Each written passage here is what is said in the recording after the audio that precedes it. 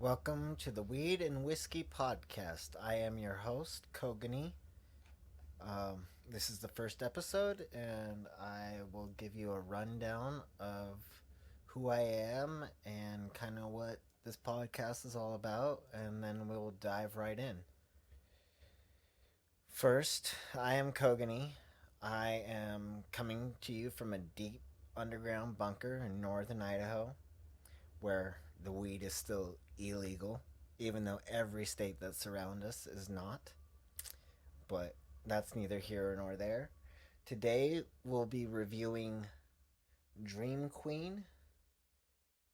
It's an sativa dominant, and you can get it from your local dispensary for about $10 a gram or 200 an ounce. That may vary a Jackson or two in either direction depending on what dispensary you're going to. I will also be reviewing Knob Creek whiskey from Kentucky. Uh, Straight bourbon. It's just the regular one. And I actually had a pre-game glass of Jack and Coke just so I could get, the difference between the two, the quality, and where I'm located. A, a fifth of Jack will probably run you around $12, whereas your standard Knob Creek, which is probably like three times more, in value and quantity, will run you about $35, $36, maybe 40, depending on where you're at. Could be more. I don't know. So to start off, I'm going to tell you a little bit about myself while I'm pouring this drink and going over all the little details of what I think you should know for the introduction of this podcast. So I'm gonna pour me probably a double shot of this knob right now. Ooh, getting ahead of myself.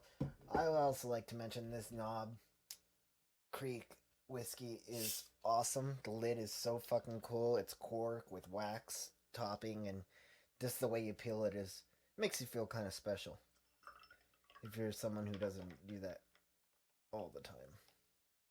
So I am complimenting it with Coke because just how I roll.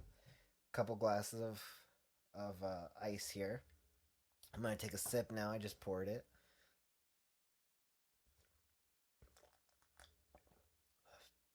Oh, oh wow, oh wow. There's a night and day difference there in quality.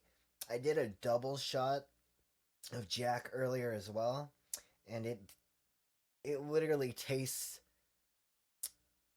like I did a single shot of Jack with this double shot here. So you really it kind of it mixes better, I guess, with the Coke.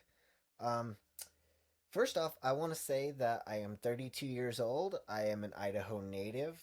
I have lived here most of my life. I have ventured outside the state half a dozen times or so at least. I've seen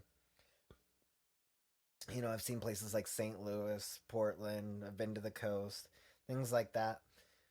But I really want to talk about who I am, so that way you guys can get a better idea of where I'm coming from when I'm talking about the topics that we'll be talking about tonight and hopefully in the future. So, first off, I want to start off by saying I have cerebral palsy, which if you don't know what that is, you can go look it up. But it's a it's a brain, I want to say, disorder that causes you to have certain physical traits that are lacking compared to the average person. Um, in my case, I'm very lucky. It's super minor. I went to Shriners until I was almost 18, and they would always tell me, "You're very lucky for what you have. It's not as severe as most people, and even from what I've seen, all the years going there, all the surgeries I had, it's yeah, I lucked out if you want to call that luck." Um, I also want to say there's certain things I want to say because when I start talking about certain topics, I don't want you to think like I'm outside that, like I have no right talking about them. So I want to get out for first and foremost that I am bi, and I want people to know that because I don't. When I talk about certain things, I don't want you to think that I'm being homophobic or anything like that. I don't want to be canceled before I even start. So, just letting you guys, 32, cerebral palsy. By I will have a 2 year old daughter in December. She'll be two, and she has an amazing mother. Uh, we live together, and it's really all in all pretty good.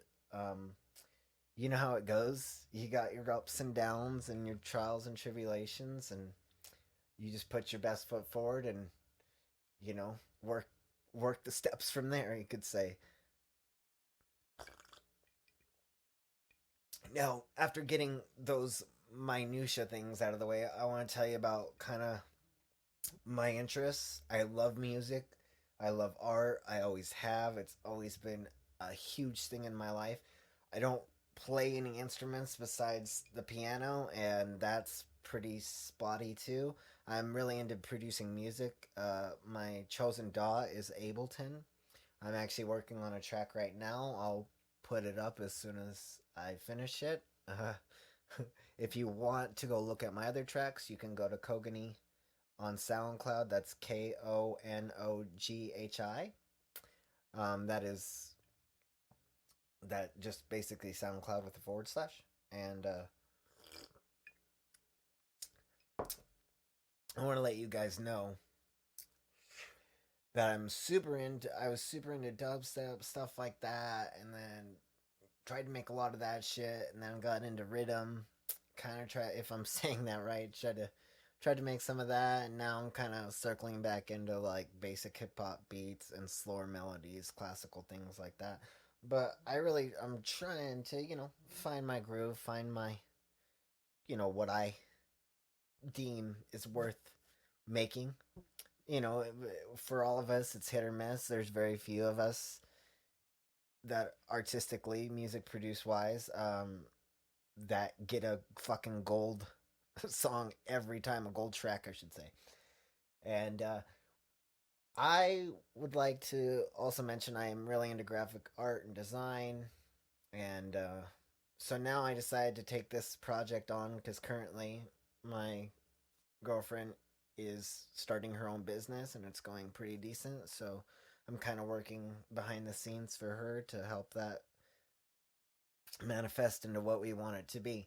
But I'm going to spend a lot of time on this podcast, talk, doing a bunch of research, bunch of shit every week. I put in about 30 hours this week watching shit, reading stuff,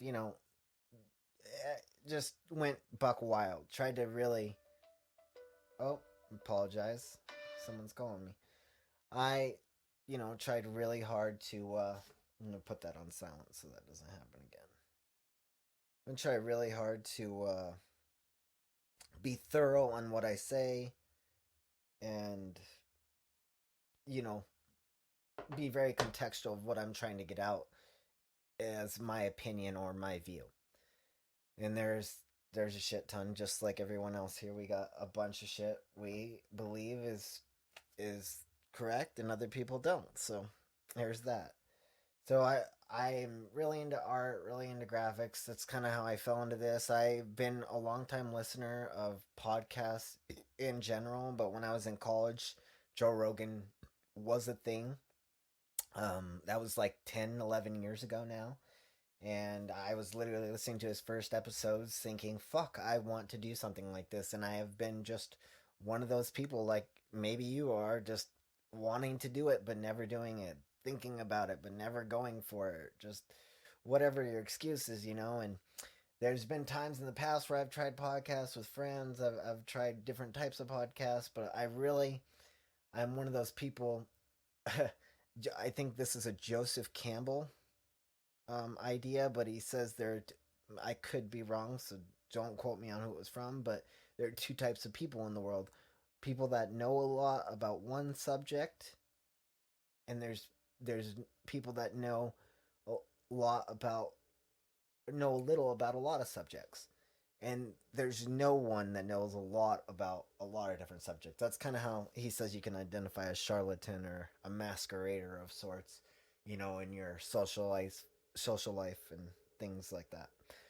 So without losing my train of thought, I want to say that I am the latter. I am the person that knows little about a lot of things. So I don't claim to be any foremost expert on anything. I just try my best to understand the situation because growing up in my situation with cerebral palsy, I had to learn to fend for myself in the sense of thinking.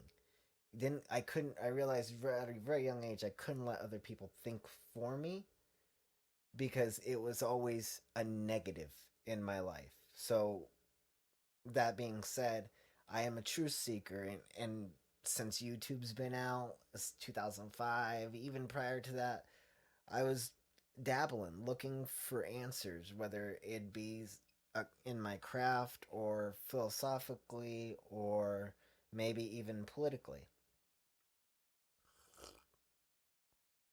When I really got conspiratorial, when I really got to be conspiratist is when my friends showed me Zeitgeist for the first time, and then fuck, the wig was blown back, everything, unpatting the hatches, let's balls deep in everything I could fucking get my hands on.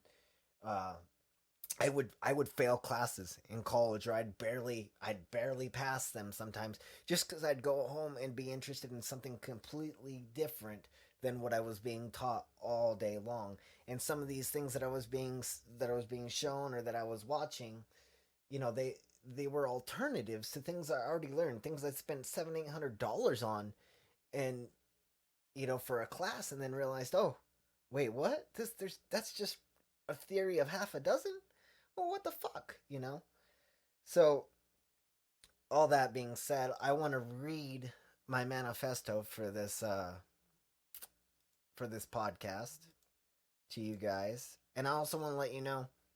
I don't know how my voice is going. I got a little bit of Ghostmane playing in the background, so that way I can have some kind of. I'm sitting in the room alone. I want some kind of. I just don't like silence while I'm gonna talk here for who knows how long. So, I'm gonna read my manifesto of my podcast. So just bear with me. It's synopsis, manifesto, whatever you want to call it. So I'm just gonna read line for line, so that way you guys get a kind of gist of what I'm going for.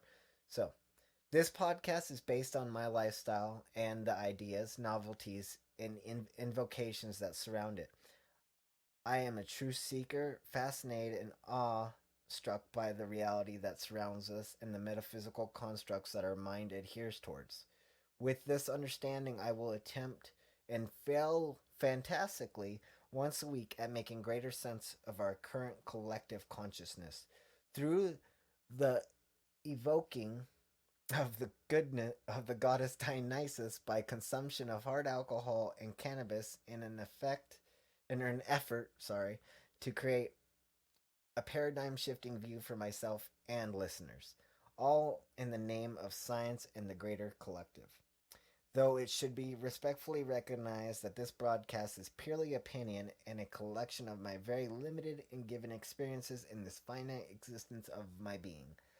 I will always encourage listeners to find counter or original ideas to oppose my statements, as well as to approach any given subject with multiple angles. Lastly, to never be weary to dive deep due to the fear of being ostracized or judged, or in this case, canceled. I pledge to fully dox myself through true stories. Not only my flesh, but my mind will be doxed for all to hear. For many will for many will show their faces, but few will show their true soul. Most will feed you their actor self or their masqueraded self and nothing more. So, without further ado, the black flame of illumination is ours for the taking if and only if we choose to reach for it. Salut. I'm going to take a sip of this now. Or a gulp, whatever. Okay, so with all that being said, and hopefully I won't have to do that on too many more podcasts, I want people to understand all this before I get into anything. And it looks like I've already ran 15 minutes in, so I don't want people to already get fucking bored. So, without further ado, let's get into some of the topics for the week. I have broken down my podcast into three sections. Um, we'll just go step by step of what those sections are. The first being reviews, preferences, and recommendations. Sometimes we'll get to all of them, sometimes we'll only get to some of them. So, the review on this whiskey, absolutely amazing. With the Coke, it's great. I'm about to take a little swig, just bare, right out of the bottle, just to see, what the palate is. The smell I get from it. It's very, it's very sweet. If that, if if that resonates with anybody who's had this whiskey here, I'll remind everyone again, Knob Creek. It's very sweet. You know the the fermentation. I don't pick it up as much as I do in something like Jack or something around that price range.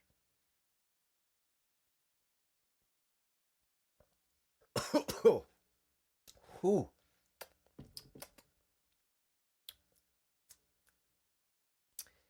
Yeah, again, it's very sweet.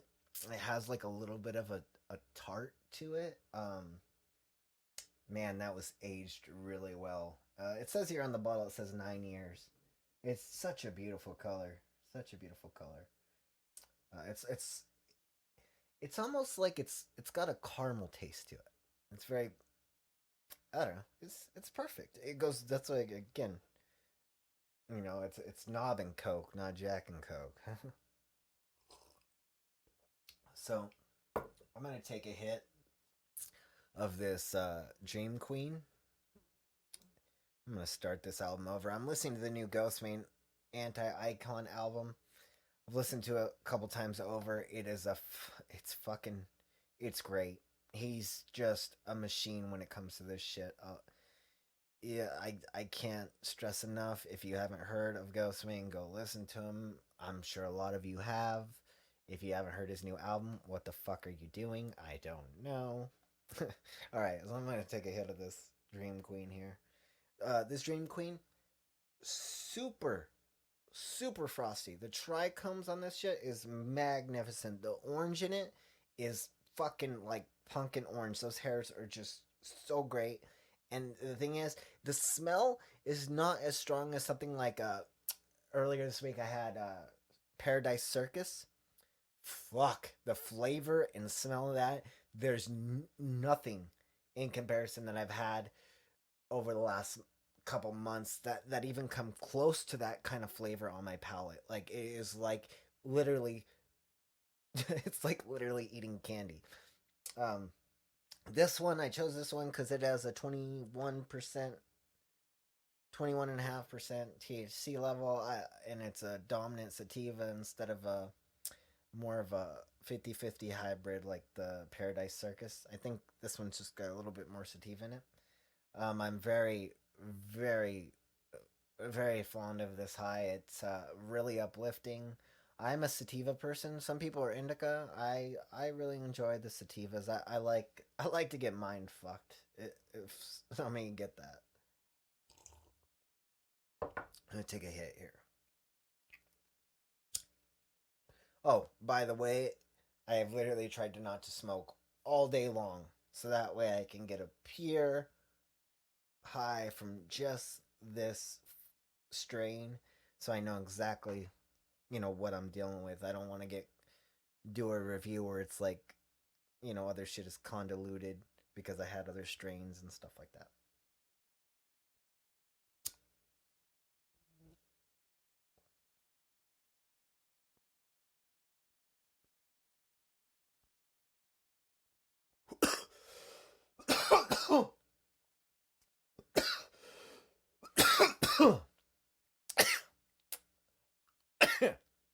Well, note to self and the rest of everyone else. I'll probably do the weed first, then take a sip of the whiskey next time because I think the whiskey's so heavy on my tongue. I'm not getting too much flavor. If I do remember from smoking it before though, it's really it's like a it's like a musky kind of flavor. It's not too sweet, but it's almost like it leans more towards like lemon lime, so it's like a sour versus a sweet, and it's really great.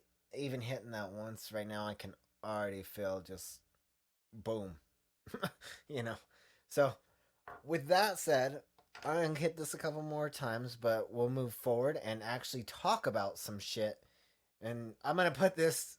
If you don't want to hear my rant of introduction and shit, that 20 minutes in is where we actually start to get to the actual fucking podcast.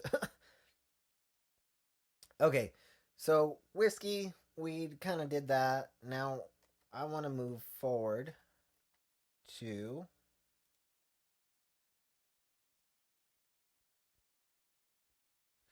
games. That's where I want to be. Okay, I want to talk just a little bit about WoW.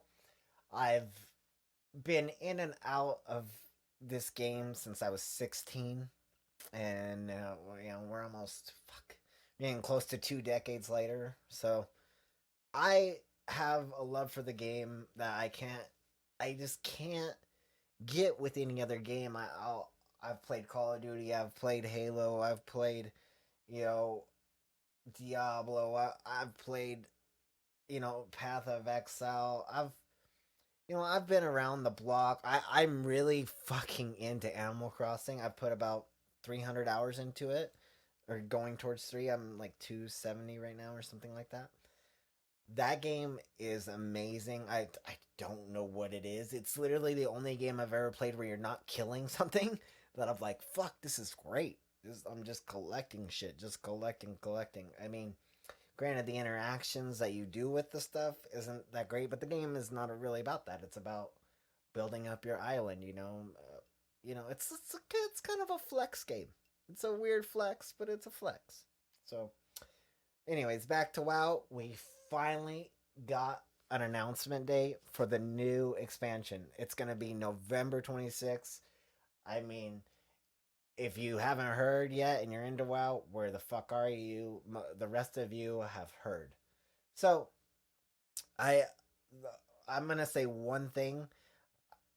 I just got back into WoW like probably not even 5 weeks ago, and I'm super into it. I love.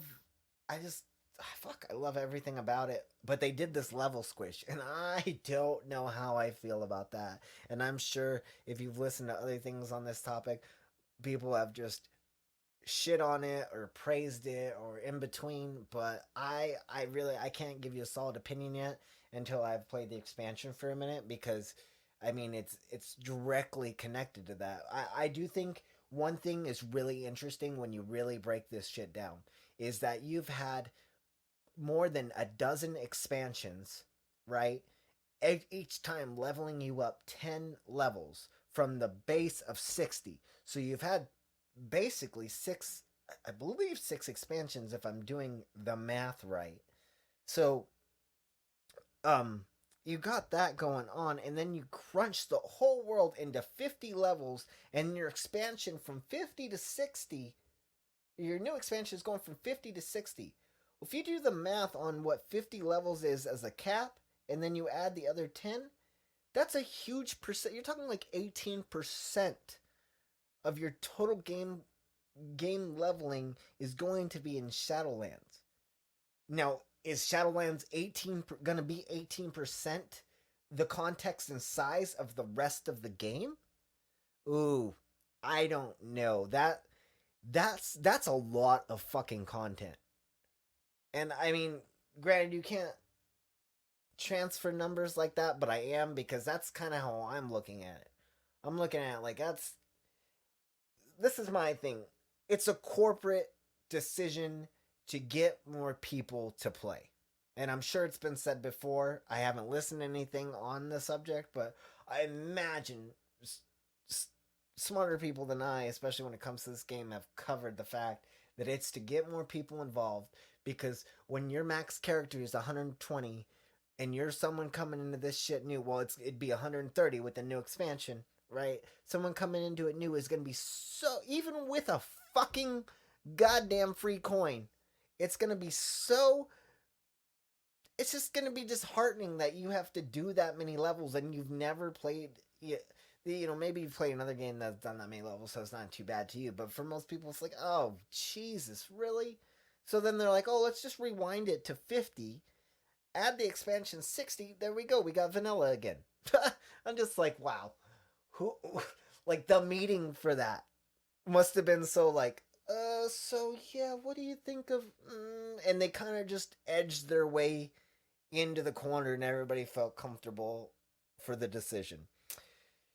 Either way, take that with a grain of salt because I love the game and I'm going to continue to play it. And even though they've nerfed the fuck out of it for whatever percent of the community because they can't handle deeper dynamics of an MMORPG, so be it. I'm still going to whoop your ass in 2v2s and 3v3s. Okay, moving on. That's really the only game I have to talk about. I'm super excited for Assassin's Creed. I'm a huge Creed fan, which I guess I'll just, you know, route myself to the fact that Netflix is decided to do a live action Assassin's Creed. If you guys haven't heard, I mean, I personally have watched the Castlevania series. I've watched, goddamn, what is that other one? Get shit for not thinking of it so fast, but The Witcher. Those are fucking phenomenal. So maybe it'll be good. The movie sucked ass. I was very fucking disappointed in the movie. Absolute garbage, rubbish, just a tosser of a piece of shit. No offense to anyone involved in that project. It just seems so rushed. Why the rush? Why the rush? That's all I'm gonna say. Anyways, super excited for the new Creed. Gonna be amazing.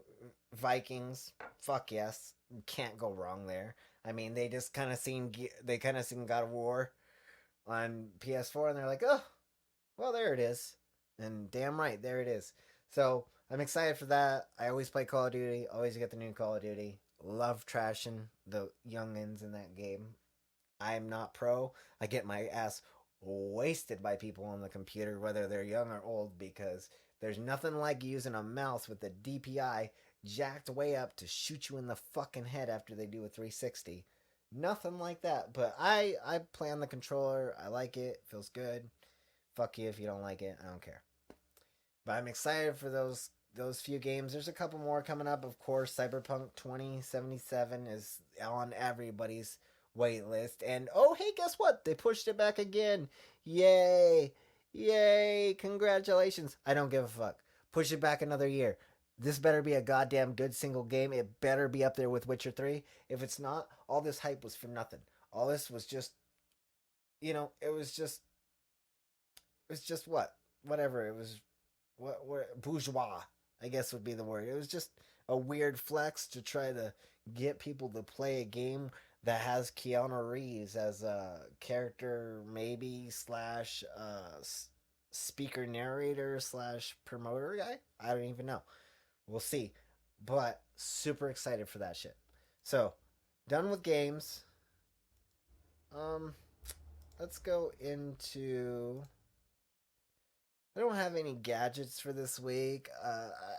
I was gonna do baby. When I first thought of doing this podcast specifically, I was gonna do baby tech.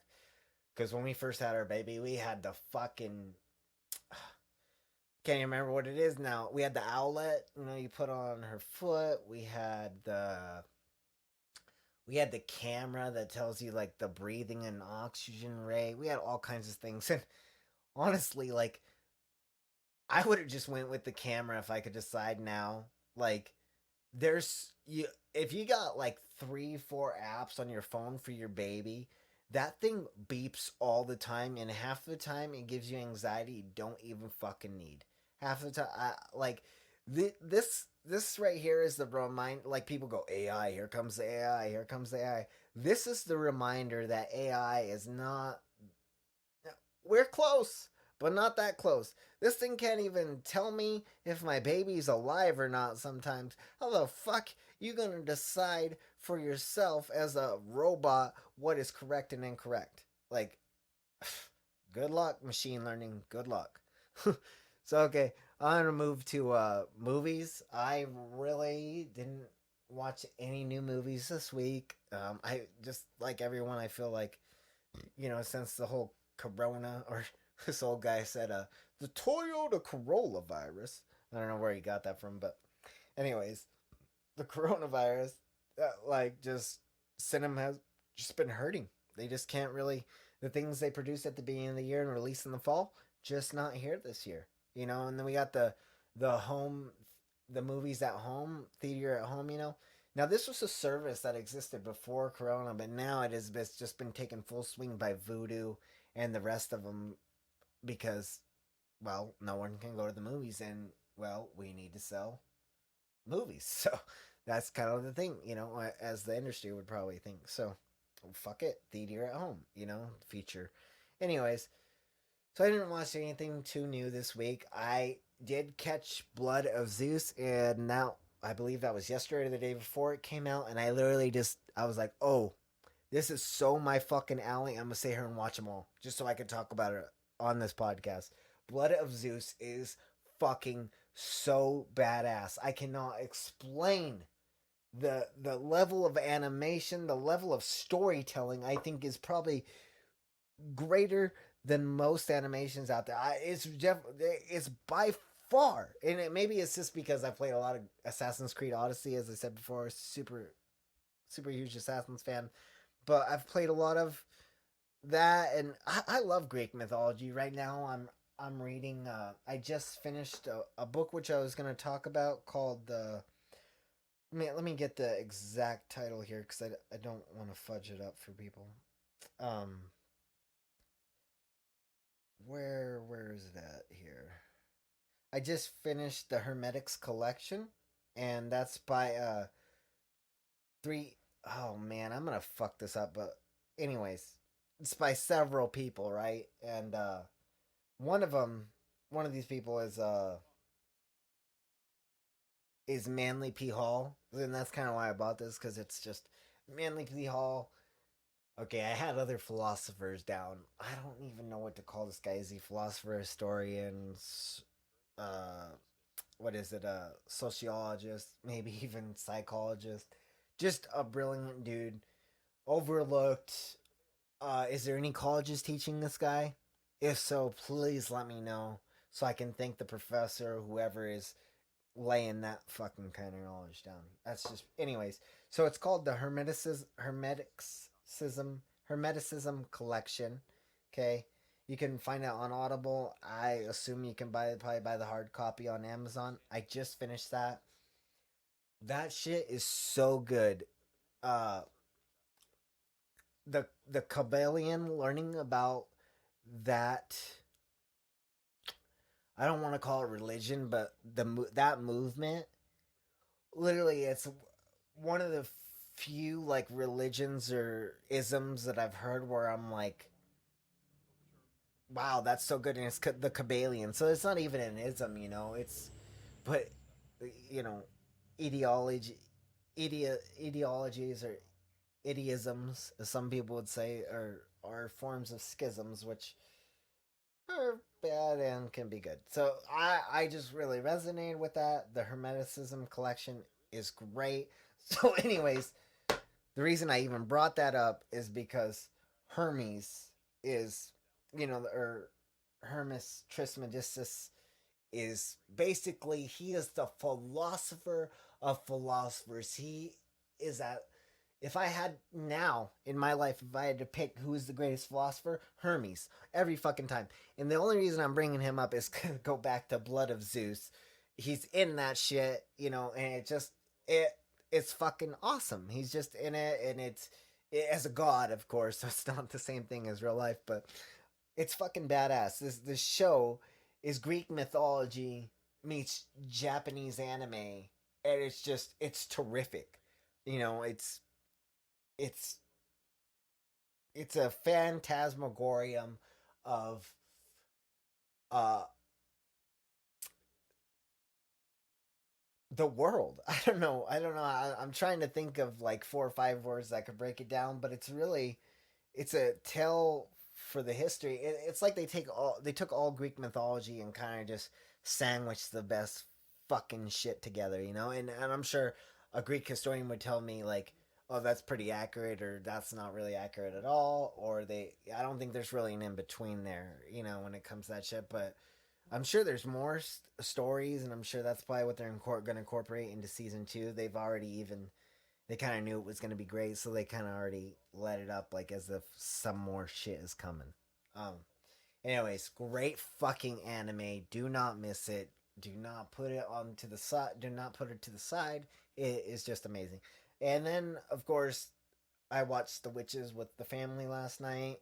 It's a really cute movie. It's got Chris Rock in it and Anne Hathaway. I enjoyed it. It wasn't like anything thought provocative, or it's just a good wholesome film to watch with the family. And for some reason, my daughter loves animated rats. I don't know what the look, how cute they look. I don't know what the fuck it is. This little thing talking. Beep, beep, beep.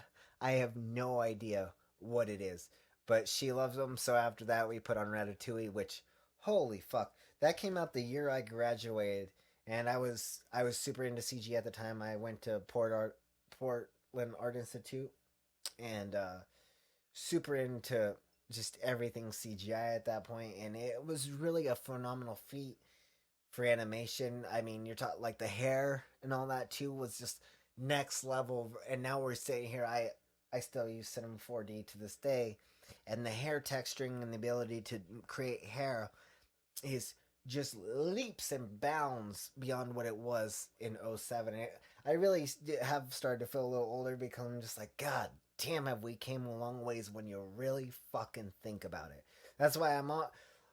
When I think this happens in your early 20s, you're super fucking pessimistic about a lot of shit, and plug through it. Don't pull the plug for some of you. Plug through it, because when you get in your late 20s and your early 30s, you realize, especially now, you realize we have come far. I am very adamant about the future.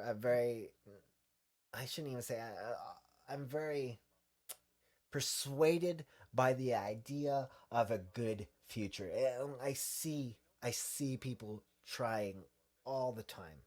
So I've ran onto a tangent. I've gotten sidetracked, but I kind of want to throw that out there because it's very when you're young, sometimes shit can feel bleak, especially when your idea of what the world is so finite, and especially when it's fed.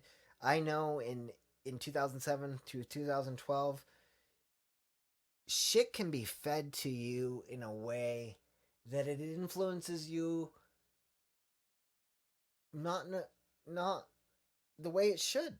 Like it's very corporate. It's very like it's trying to sell you on some bullshit, and you already get that. So most of you, even especially if you're listening to this podcast, you already get that shit.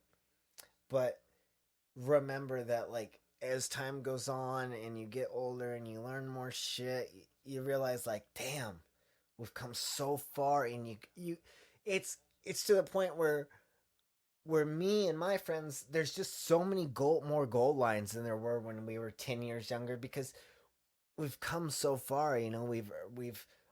We've realized so much that it's like, oh shit, anything is possible. And that's corny as fuck, but I just want to put that out there. Okay, so from movies or whatever the fuck that was, I'm gonna go into art. And I was gonna say this at the end of the podcast, but I'm gonna say it now. I'm going to link in the YouTube description as well as the SoundCloud description artists of the week, and videos and information that I put out there. I'm gonna give you guys, and I'm gonna try to coordinate it in a fashionably order, because I only have so much time to talk and so many hours, an hour or so to do this, so I can get it out by Monday morning so you guys can listen to it. I'm trying to do this every Sunday. But anyways, so I'm gonna link all these things in the description. So if you don't hear them correctly, or if I say them wrong, it's okay. They're gonna be right there in this description. So I'm gonna go over art right now, and I want to talk about artists of the week. I love There's so many fucking artists out there that I want to talk about, but these were, these were some of the ones when I open up my saved links in Instagram that really catch my eye. And these people, don't miss out. Don't miss out. You like art? These people are fucking phenomenal. You're an artist? These people will fucking inspire you to no end. So the first is Ashley Lovett, and it's spelled ASHLYLOVETT.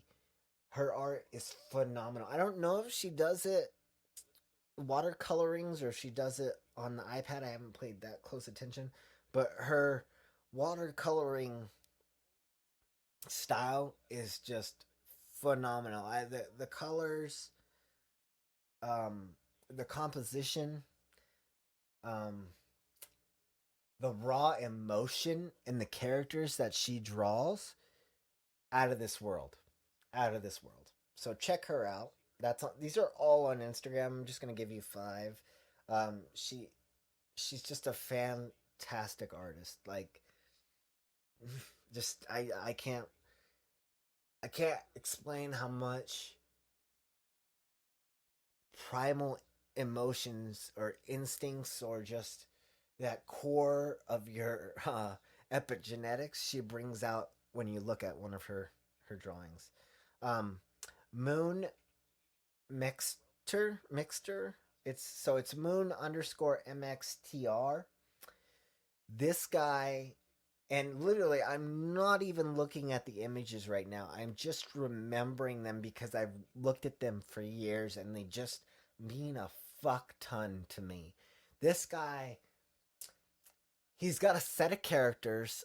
He's got a world, right? So he's kind of like a Dr. Seuss in that sense, like where all of his imagery really flows together. The characters, the flamboyancy, the electricity that runs through this guy's artwork is just fucking dope. It's just it's like it's like new age spiritualism, like with um I was gonna talk about this in a later podcast, but with La Congress mixed it. No, no, not even that. It's just it's a it's like a new level of Dr. Seuss with like some animated vibrant colors and deep uh borderline black lines, so like it's very caricature versus realism, but god damn, it is very spiritual. Which leads me, not even mean to this, but leads me into the next artist, which is, and I'm going to brutalize this because I am bad at fucking spelling and a lot of times pronouncing things. So it's Krishkukas.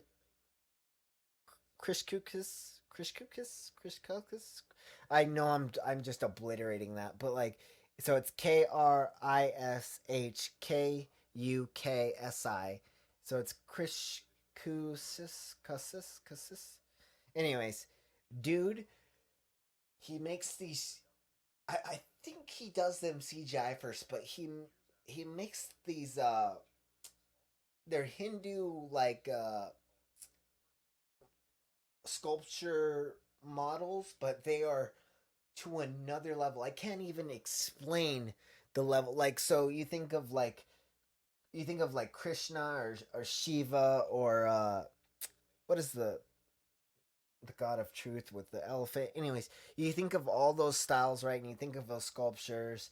Um, Boise, they got Eyes of the World. You see a lot of sculptures in there. This guy does,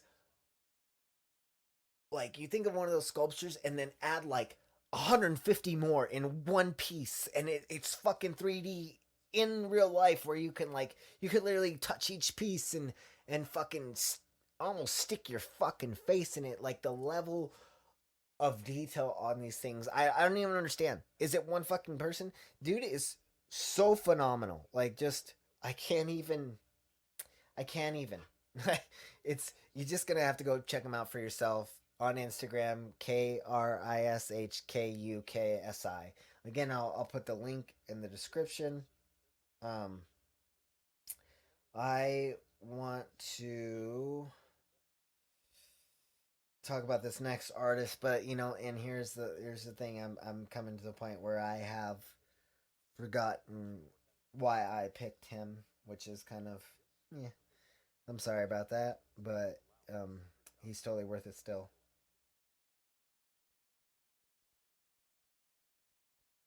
Okay, so it's Adahin, Adahnn. So triple N, Adahnn. Um, I really the fucking texture and color and subject matter and this dude's like kind it's like pop art meets new style like tattooing type of stuff and I think he works on Procreate. That's the program I work on too, but this guy's like of course leaps and bounds ahead of anything anything I have ever done. But goddamn, check him out. He's one of the best. He's only got 15,000 followers. Go follow him. What the fuck are you doing? Go follow him. Adahnn. Okay, my last artist, Witnery or Whitener Whitenery. It's Witnry. Again, Witnry. I'll send a link in the description. This guy, he is all about and he's got a lot, so maybe some of you have heard of him. He's got 500,000 followers, pretty close to. But he just takes colors and items from everyday world, whether it's you know fruit supply, art supplies, um, I see just every kind of item you can think of, and he collages them into these great pieces of art that have to do with color placement and patterns. And so he describes himself as an object arranger. I think that's pretty much sums it up. But goddamn, his art is great. His photo, his name is Adam Hillman. His photo a lot reminds me a lot of oh goddamn, why can't I think of his name right now? Oh, fuck, it just escapes me. You know what? Hold on, because we do have the internet in front of us. We can figure it out. And I feel insulted because I'm insulting my own. Yeah, fucking Andy Warhol. I apologize. Anyways, his his image, his image on Instagram for his ID of, you know, profile pic, it reminds me of Andy Warhol for some reason. This is the hair, the glasses, the black turtleneck tie, things like that. Okay, so done with artists. Let's move on to and you know what? I might try to put stoppers later on so that way if some of you guys don't want to hear certain parts, you can just skip forward to the next ones. So I'm going to music now, and I'm gonna check my time here, see exactly how long I've ran on and talked and ranted and just blah blah blah blah blah. Okay, well we're at like 49 minutes, 48 minutes, a little over 50, something like that. Just finished off that knob and coat. So Puscifer's new album, Maynard James Keenan. I kind of want to give a shout to the other two because without them, it wouldn't be what it is. So, goddamn, this one, Bread and Circus, is so fucking good. I cannot, dude. The or guys, I should say, boys and girls, audience of all sorts. um, Bread and Circus is so good, man. It's so good. Like the lyrics, they literally put all the lyrics into this came out the 29th. They put all the lyrics in the description of every one of them, and they're just I wish rap was more like this. I want you guys to venture out of one syllable rhymes. I want you to go deep, balls deep into the fucking parabola and pull out something magnificent, because that's what these guys are doing here. Like, you have, I give so many of these rap artists respect, but not the respect that I give a band like Pussifer. So this is Mayor James Keenan from Tool and a Perfect Circle, but it's also Matt Mitchell and Karina Round. And Karina's Round, I believe, is is is the lady of the group, and her voice is just, it complements Keenan so well. It's just you know, wow. So I want to recommend some of these songs. I've listened to them all several times, so I want to be, I'm not like I'm not I'm picking certain ones like, oh, I'm picking certain, I'm not like just picking ones I've heard. Okay, so I just want to bring them all up here. Bread and Circus, Fake a Front, right? Apocalyptica, Personal Prometheus. Okay, let me see what else we got here. Blah blah blah. Uploads. Um, Personal Prometheus. Uh, Belamite, Belamite, a Singularity, Theorem, and Gray Area. All listen. You might as well just listen to the whole album. It's literally that fucking good. Like, you want something new, something psychedelic, something trippy, something thought provoking, something spiritual awakening, fucking play this album. Smoke a bowl, play this album. I'm telling you, mind blowing. Fake affront. I think is how you say it. That, I love that. That shit is so simple, but straight to the point. And it's like, God damn, it speaks to tomorrow's election. It speaks to where our country is now. It's it it's fucking phenomenal. And if you don't listen to it, you're only cheating yourself.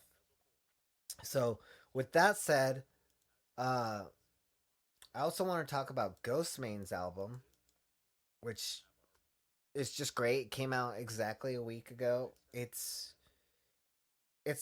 dude, shit's off the charts. Like I said, I'm gonna link a lot of these in the description. Um, the album consists of 13, probably done on purpose, right? For whatever reason. I've heard it before, but I recently read a thing that said in 1307 the French king, came in and destroyed all the not all of them, but a bunch of the Freemasons on Friday the 13th. So that's kind of from 1307 on. That's kind of why bad luck or bad things happen on that day, because the Freemasons or the Knights Templar at the time, depending. I don't know. See, I ain't gonna get into semantics, but like, I think the Knights Templar, a lot of them became Freemasons. It fucking makes sense. Everything I've read, everything I've heard, everything I've seen. Yeah, that sounds about right. But anyways, so 13 is Ghostmane's. I just ran on a tangent again. He's got 13 tracks on this. They're all really good, and some of them are like Fed Up, Antisocial Masochistic Rage or ASMR, Calamity, Vagabond, Lizarito, and AI. All these tracks are just so good. And this, I really enjoy both these albums because they're original not only in verbal context, but in sound structure, sound design, uh, composing. It's the Just go fucking listen to them. They're great. Yeah, that's pretty much all on that for music. Let's move forward to see what do we got here. I don't really have anything for gadgets this week, mainly because I just haven't picked anything new up in a while for one reason or another. So I'll go to books now, and I, like I said, I talked about the hermeticism collection. I just finished that, and it, if you don't read it, go YouTube the Kabbalion, because goddamn, just so amazing. Other things I'm reading at the moment are America Before by uh, Grant Hancock, and A Course in High Magic by, I believe his name is Damien Echols. Um, it is spelled Echols. It's called a Course in High Magic with a K, magic with a K. And then I am reading The Secret History of America by Manly P. Hall, which I mentioned earlier. He's just very fucking thorough with history to a point that I just cannot believe. Like I literally enjoy him so much. Just his his whole philosophy, his whole study on the Freemasons, the Rosicrucians, you know, Hermeticism, all these things that came from Hermes Trismegistus. He's just the go-to guy, and not even that. I mean, the way he, the, the windows and things he has opened for me when it comes to what Native Americans were, including the Mayans and the Aztecs and the five great, is it the five great nations, or in the Iroquois and all that. Like, goddamn, goddamn, wow! It is a true eye opener on what our history was. It's not that ancient aliens bullshit. It's not some other bullshit, and it really, really redefined the way I looked at Christianity. It completely opened my he completely opened my eyes to just a different belief in what Christianity could be. Not saying that it's real, but the influence it could have compared to what it has today is just astronomical. I'm gonna take a hit of this Dream Queen real quick, and then I'm gonna get back on that.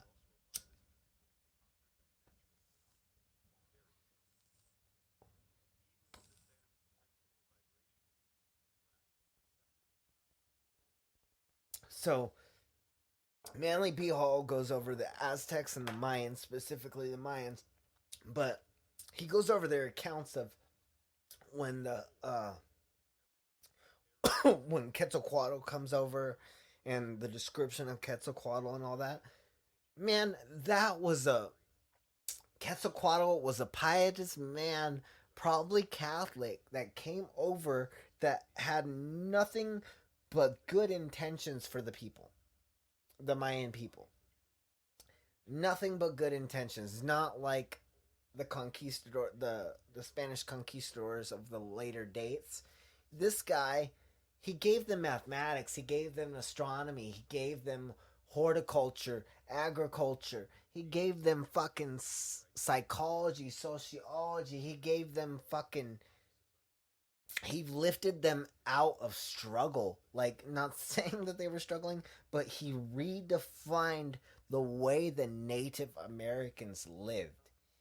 And yeah, some people say, oh, it's fucking aliens, oh, it's this. You go, and when Manly P. Hall goes over those descriptions of Quetzalcoatl, the writing in on the serpents, what he was wearing, all that, you can damn straight best believe or understand, whatever you prefer to say, that Manly P. Hall has directly grabbed the correct quotes on this shit. And you can tell that this guy, the way they describe Quetzalcoatl, is like a Catholic priest.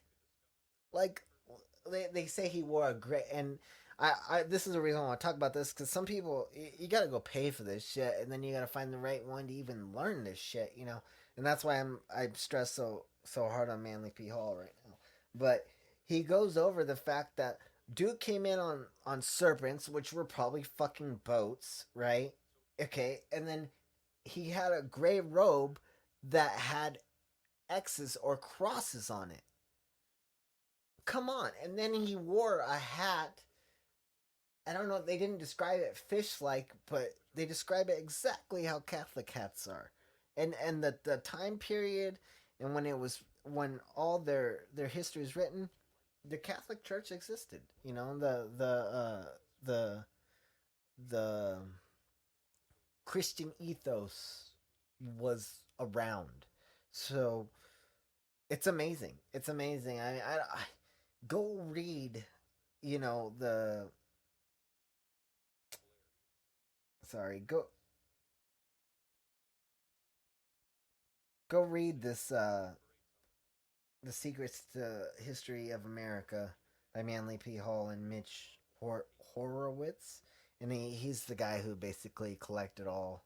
Manly P. Hall is a pretty old guy, so he's not around anymore in that sense. So, you know, you have another editor slash historian guy that comes in and he's collecting all this so other people can see what this guy is all about.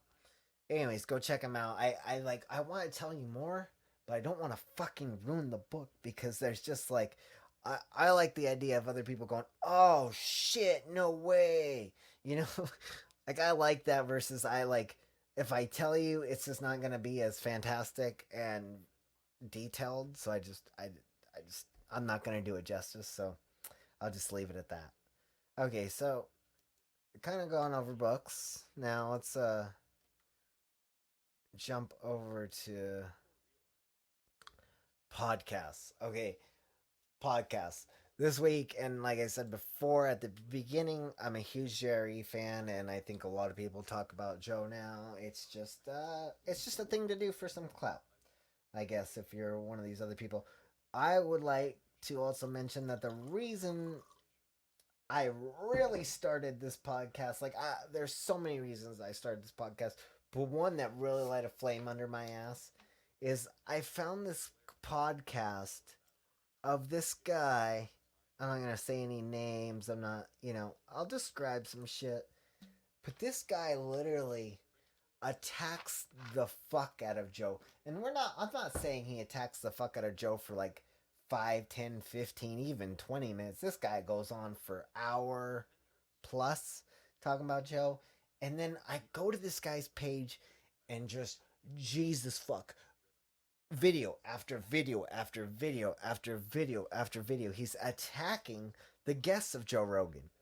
And so I'm watching this guy and I'm subjecting myself to this fucking torture of a podcast. A fucking manslaughter, historically epic, just brutal beating, ear beating of a podcast. He's got he's got buttons that he smashes when he's like trying to make a point. It's like burr, burr, burr. It's like I don't want to like do too much of that in your guys' ear, but it's like retarded. Like he's got an iPad in front of him where he hits certain buttons to make certain sounds. It's very radio esque bullshit, you know. But the dude, like, so I was watching him, and I'm like, oh, and I go over his videos. I'm like, oh, this guy's fucking Christian as shit, like fundamental Christian, which I have no problem with. But when you start to do shit like that, I do have a problem with because you're twisting some shit into your bullshit reality that is just not fucking real at all. Hopefully, this guy talks about me because fuck now. I this is why I do know because he says at one point he goes, if I've talked about you, you're finished. Yeah, every guy I've talked about, they're done. They have no blah blah blah. I'm like, what the fuck are you talking about, dude? Joey Diaz, fucking Ari Shafir, they're still here. They're in advanced form. Is that out of your fucking realm of perspective? Is that just? It's just. Are you just blind to it now because they're just so beyond you that you think you've smashed them with your video that got like 50,000 views? Oh, dude, you're so fucking awesome. No, dude, like, anyway, so the point is, this guy is crap, garbage, and he's consistent and he gets decent views. That is one thing he does do. He gets decent views. I mean, one of his top ones is like 100,000. But fuck, if I had a 100,000 video, I was like, damn, I'm actually doing something. But what gets him that is being consistent, and he gets these like-minded people to follow him. And I trying to find like-minded people to follow me too, or chime in or listen to. Um, but at the same time, I want people with opposite or contrarian views. I want people that can tell me, no, dude, you're fucking wrong, and here's why. And then so I can be like, oh shit, and then I can spread that because that's important. That's progress. You know, this guy over here is just contorting things to what he wants reality to be.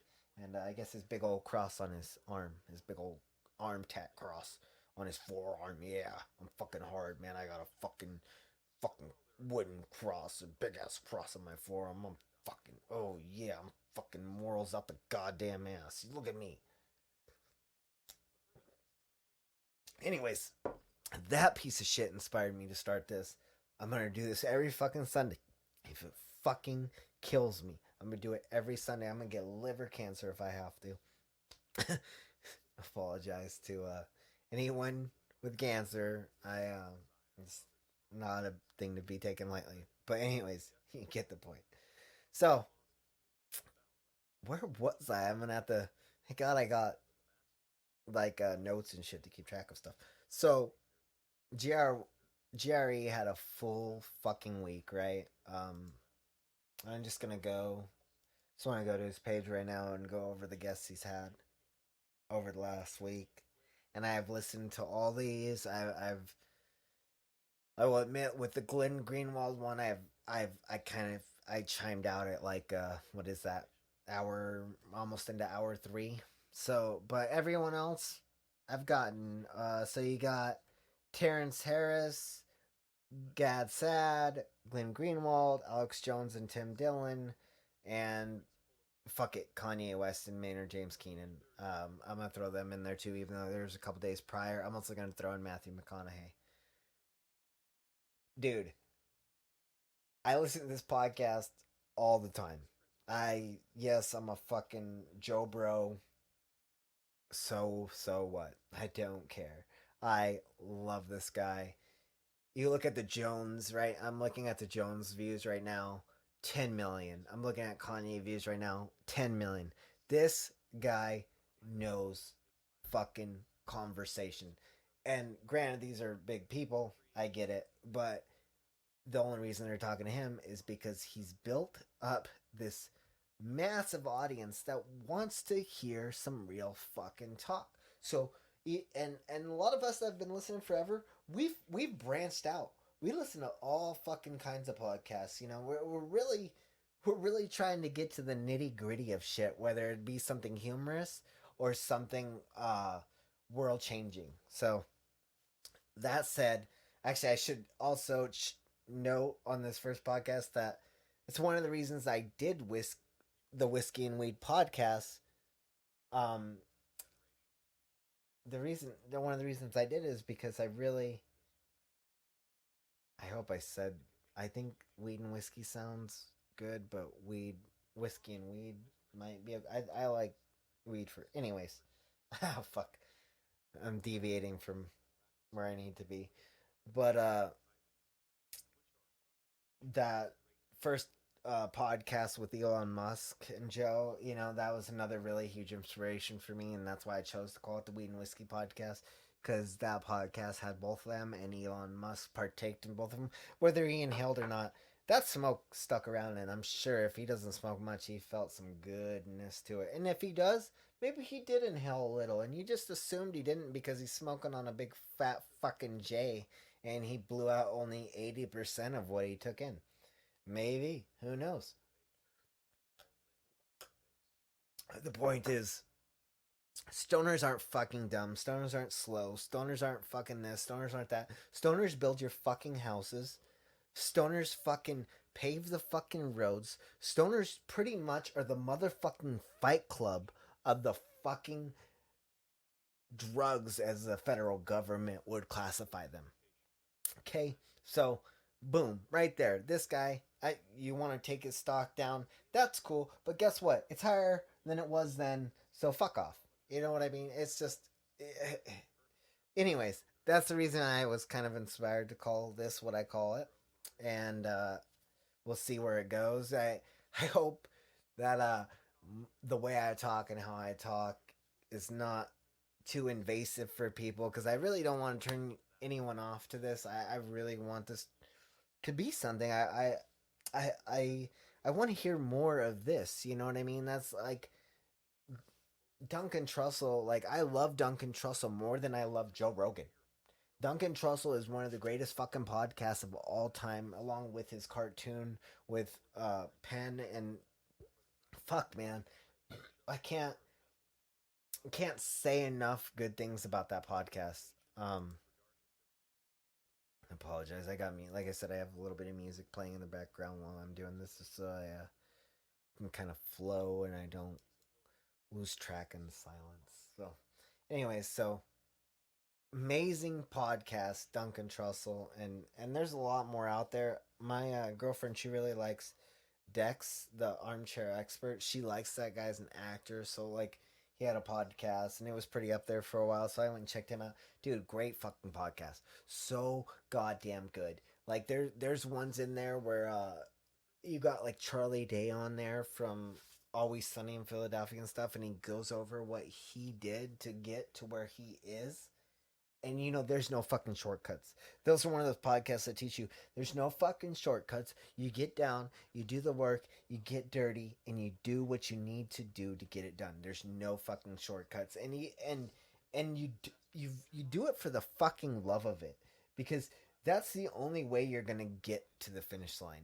And not just because, I shouldn't say it like that, but like it makes it so much easier when you're flowing on your path that you decided, or the universe decided, however you want to look at it, was meant for you. Like there's you know what I mean? It's not A to Z. It's everything in between. So, anyways, amazing podcast. So with Joe, I'm gonna go back to that. I'm sorry, I always fucking stray, and I hope you just flow with it, and you're like, yeah, yeah, yeah, okay, cool, cool, cool. So, so anyways, Tristan Harris, I've gotten through almost all that, but that's about the social dilemma, and they were saying like 190 million views now. He's saying I'd like to reach out to other people because there's so many other languages that don't even get that also get social media already, which is just mind-boggling. But anyways, dude, one of the biggest things about social dilemma that really grabbed me, because I am 32, my girlfriend, she's 23. Okay, so they talk about when um mobile social media was available. That was 2009, which is so fucking crazy to think about. What the fuck was I doing in '08? Like I give we all give so much time to these half a dozen apps, right? Half a dozen out of fucking millions. We're giving all this time to half a dozen apps. What was what was I doing in '08? Was I really playing that much Halo 3? Jesus Christ, no wonder I was fucking spanking shit up. So, anyways, the social dilemma, they go over like, oh god, they go so they show the statistics of '09 to now in suicide rates of teen girls. That's '09. My girlfriend's 23, so we're in 2020. That's 11 years ago. So she was like 12. She was like 13. So she was like right in that category of suicide rate. So from '09 to now, suicide rate in teenage girls has gone up threefold, 150%, which is a fucking lot. And there's clearly a direct correlation. I would say the only one factor they did not factor is just the fact of the internet itself. So, yes, so much pressure from social media to be, oh, I'm all I can be. I'm the perfect whatever, perfect family, perfect fucking individual, perfect fucking artist, perfect fucking whatever. Whatever you want to add after perfect. They talk about this graph going up 150% suicide rate on teenage girls. So my girlfriend and every 20-year old, younger 20-year old girl out there as is surviving this sort of epidemic of social pressure. I heard the other day too, and this might have been from Joe's podcast, um, that like this the same social media attention that was given to someone in the 1930s. So that I don't know. I can't think of anyone in the 1930s. You know, the closest thing I can think of because of my age is like Marilyn Monroe, which is, I believe, like the 60s or 70s or whatever.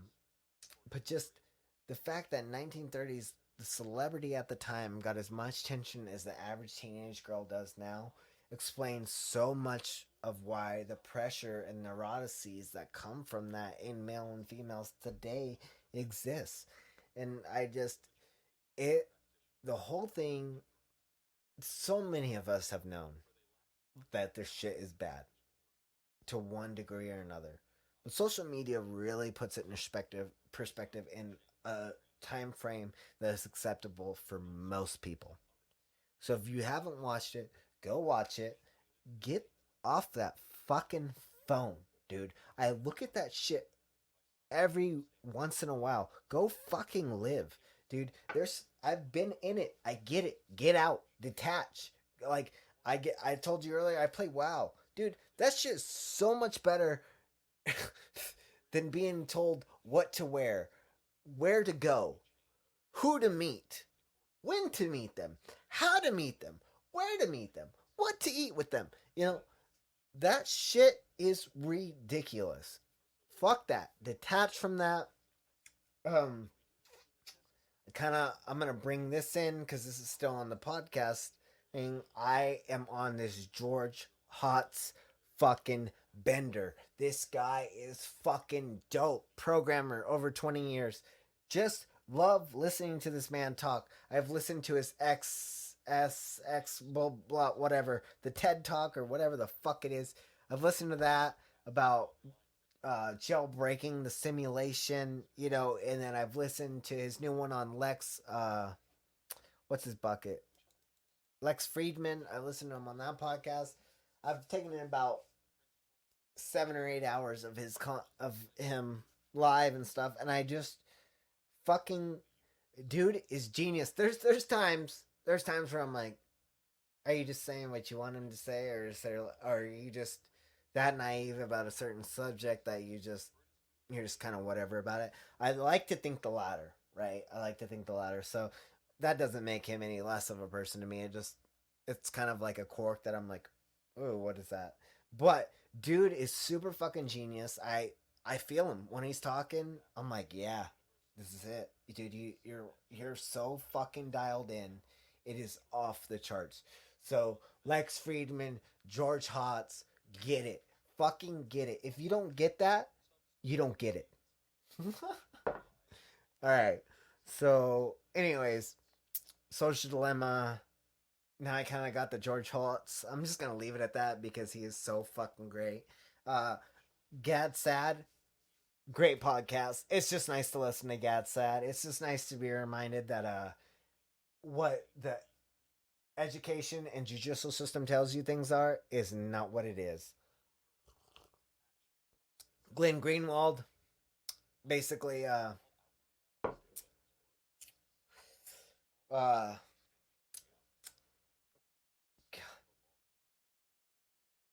basically Snowden's Snowden's boy, right? Okay, he just goes over details that Snowden couldn't give you on the legal side, and it's great. Don't miss out on that.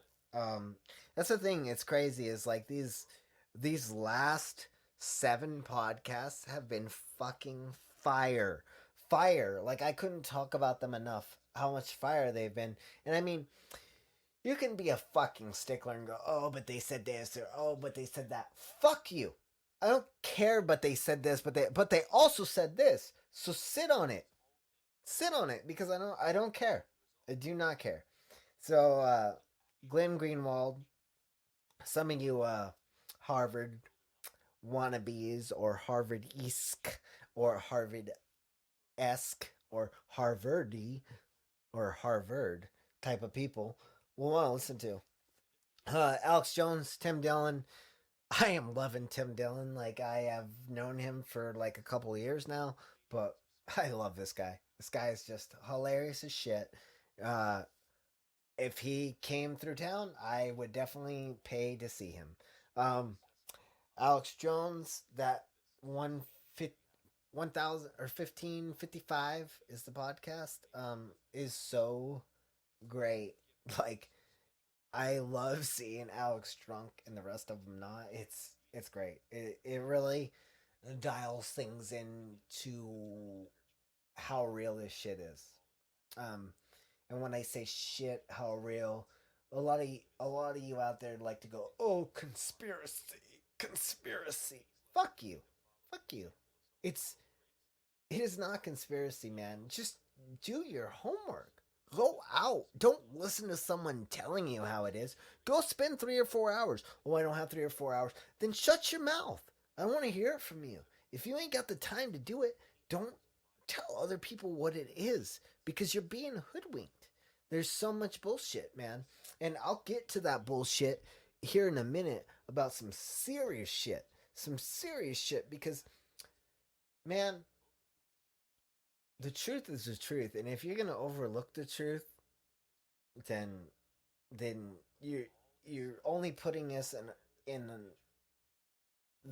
the worst position, or you're putting us in a lesser position than where we could be as a nation, as my state, or as a species.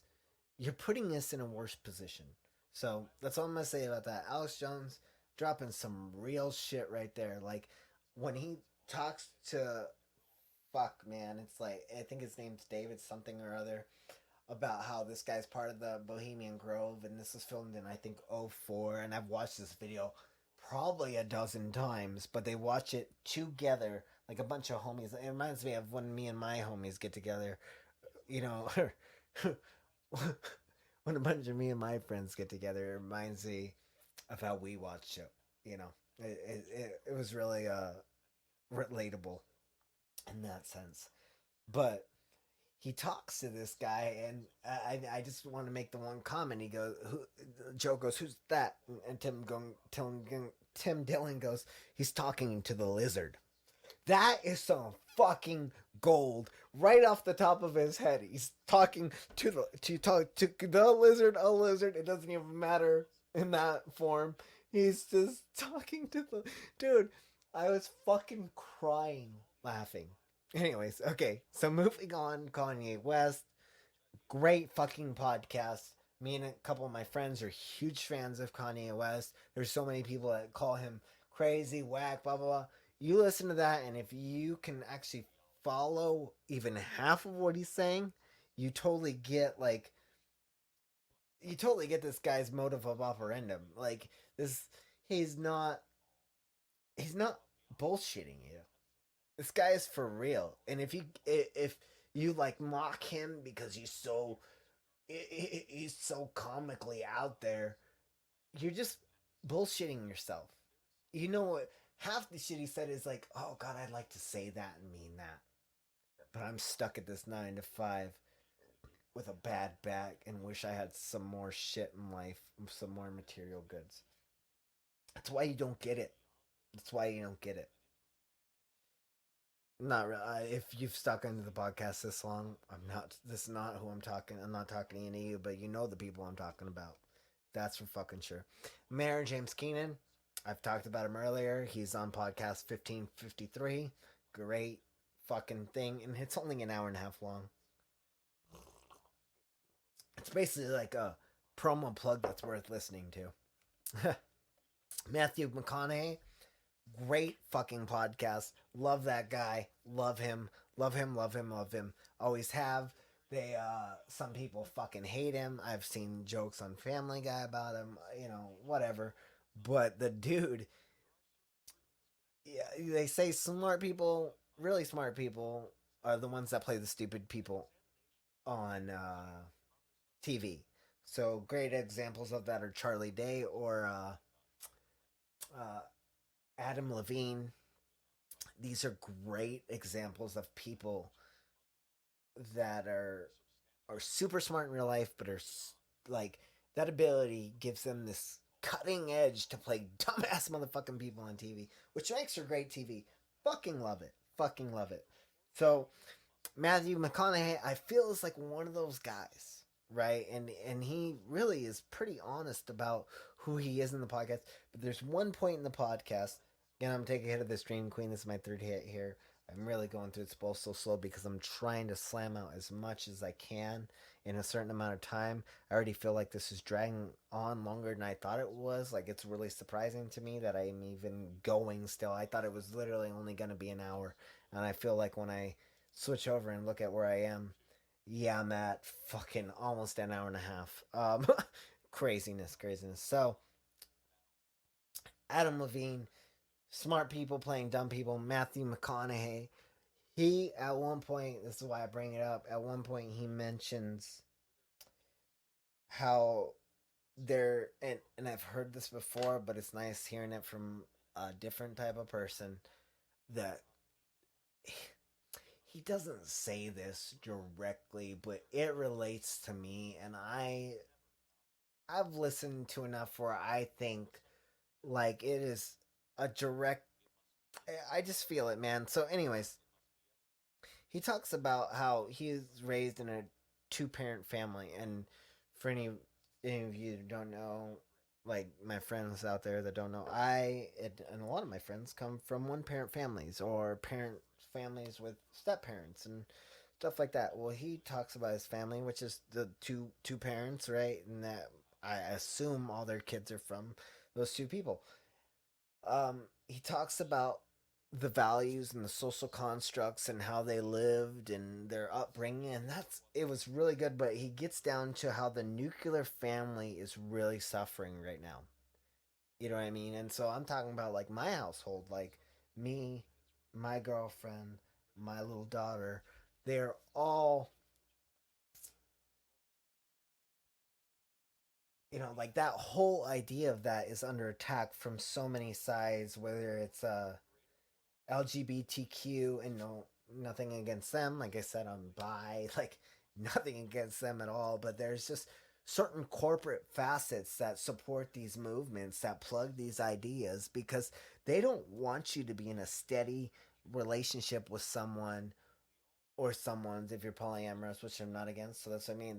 They don't want you to be in steady relationships at all, friend or otherwise, because you can sell someone even if they're rich and have no friends. They're always trying to impress everyone around them and be something they're fucking not, and they just I gotta keep up this image. I gotta keep up this. If I don't write this fucking image, I'm done. I'm done. I'm done. They are, they're in. Oh my god, there it is. I knew I was gonna lose my train of thought. Anyway, so the nuclear family. They're in this fucking. We're in this place now where there's just this destruction of it.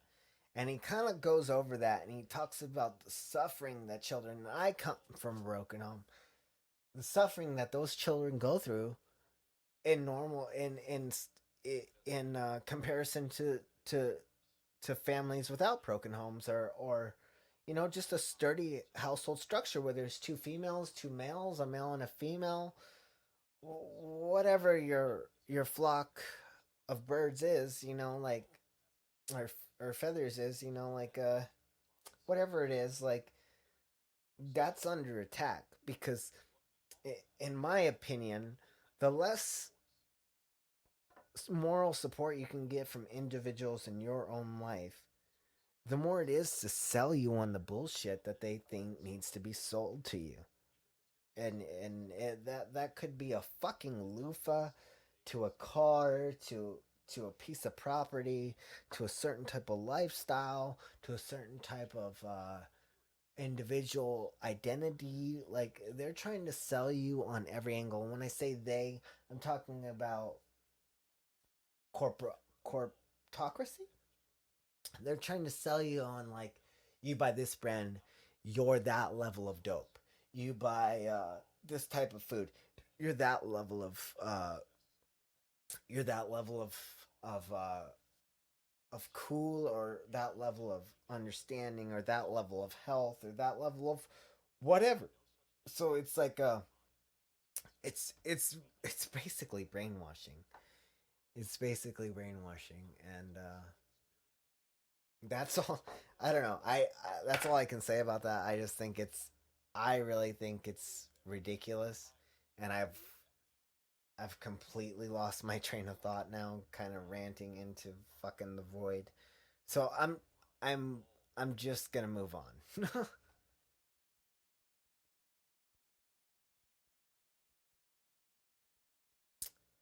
So books, podcasts, YouTube clips. Okay, so I don't know if you guys have heard of Akira, the anime from 1988, the year I was born. Um, One of the biggest anime feats ever. Anyways, there's a video called Akira, uh, Animation the Hard Way. What if you're into anything anime beyond just watching it? Watch that shit. They like, or anything into directing or camera angles or shots. This guy breaks down the bike scene in that movie. I can't I can't stress how amazing that is. Oh, that's what I was doing. So, back to Matthew McConaughey and the nuclear family. Sorry, I apologize for losing my train of thought so hard, but I really, guys, go listen to that. He's fucking. It's so true, man. It's so true. The the the centralized corporations are brainwashing you into thinking families aren't cool anymore. Well, fuck you. Families are the best. Fuck you. Okay, so now back to Akira. Amazing anime, 1988, groundbreaking. Uh, go watch that if you can. You will not be disappointed. So, I want to talk now sort of about politics, because I just gave you that YouTube clip about Akira, and I kind of just want to talk about other clips I've seen this week. So, my girlfriend, super into TikTok. She gets pretty good. She gets a pretty decent feed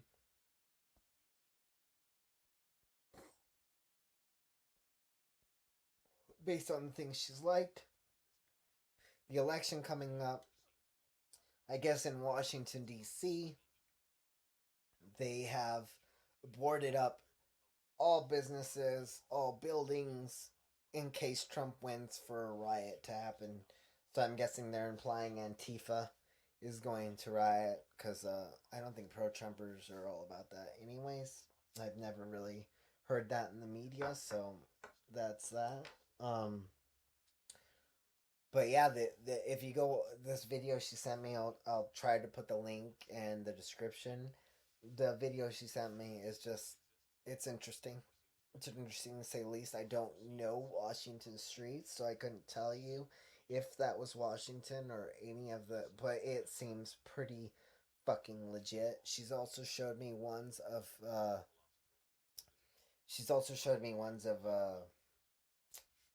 people just lined up at gun stores like it's a fucking new iPhone release. And we were talking earlier, so you got pro Trumpers thinking if Biden wins that they're, you know, basically need as many guns they can because Biden's gonna supposedly ban guns, which, I just don't see happening, red or blue. Give me a motherfucking break. Anyways, so you got that, and then they supposedly, the the liberals are grabbing guns in case Trump wins, because they think, well, fuck. uh Okay, I'm alright down. I'm almost down to the second glass of whiskey, and it's already hit me pretty good. But basically, everybody's stocking up for guns for one reason or another, and I feel pretty shitty because like I had that idea thoroughly thought out earlier, and now I kind of just lost it. But it's pretty interesting to see the fact that people are lined up for guns for one reason or another. The fact of banning guns, or the fact that I I need a gun in case a pro Trumper comes after me or something like that. Like it's very. I don't think that was the exact reasoning, so I feel like a fucking idiot. Me and the girl were talking about it, but it was really interesting that both sides feel like they might need a gun. Like, and that rings into. She even mentioned people talking about Civil War, and that rings into Trump talking about Civil War. And I've talked to my really close friend about the fact of Civil War, race war, and how his friend mentioned it. So it's a thing being talked about by a lot of fucking people, especially in my state, which I don't think my state would even do any of that because most people are white and whatever. For full disclosure, I am half white, half Mexican, so there's a there's a lot of tension in the air with this one compared to everything else, and it's direct. I believe it's a direct correlation to the internet. I really do, and I think a lot of you would agree with me. And yeah, that being said, like we'll see what happens tomorrow. I I really think that I really think that I really think that I really think that Trump's gonna win over Biden. But when I go tomorrow to vote, I'm writing in Kanye West. I'm not gonna write in Easy. I would love to write in Yay. Hey Yay. Yeah, but I'm gonna write in Kanye West. If a squash or a carrot was running, I'd I'd I'd write them in. Like I'm not trying to offend Trump, Biden, or Kanye or West when I say that, but the whole thing's a joke. It's a fucking joke. It always has been a joke. I learn more and more as I get older why the fuck it's a joke. You know what I mean?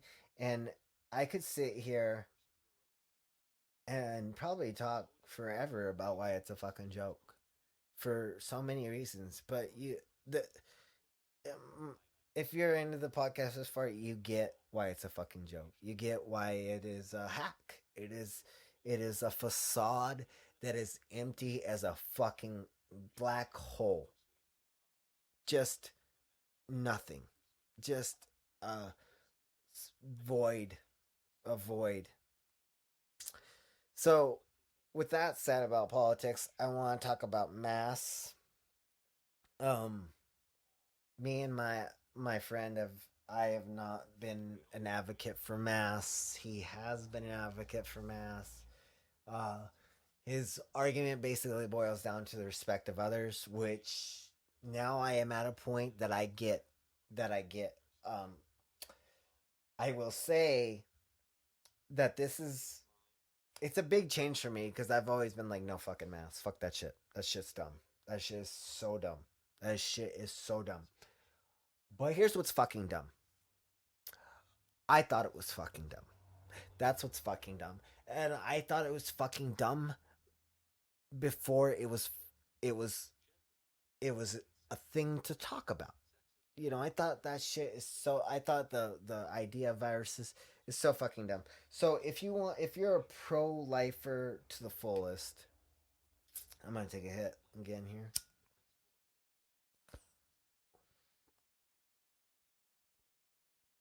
If you're a pro lifer to the fullest, right? You want everybody to live as long as they can to their fullest potential. And you basically are just a promoter of life, right? Pro life, okay? Anyways, so you're all for life, right? Okay, so I've been thinking real hard. If I'm all for life, right? And you talk about 180,000, okay, corona cases, deaths this year at one point. I seen those numbers. They projected them on the what? With the He projected it in Washington on some lights and a bunch of people. So CDC came out and said 180,000. Only 6% of them were direct cause of COVID.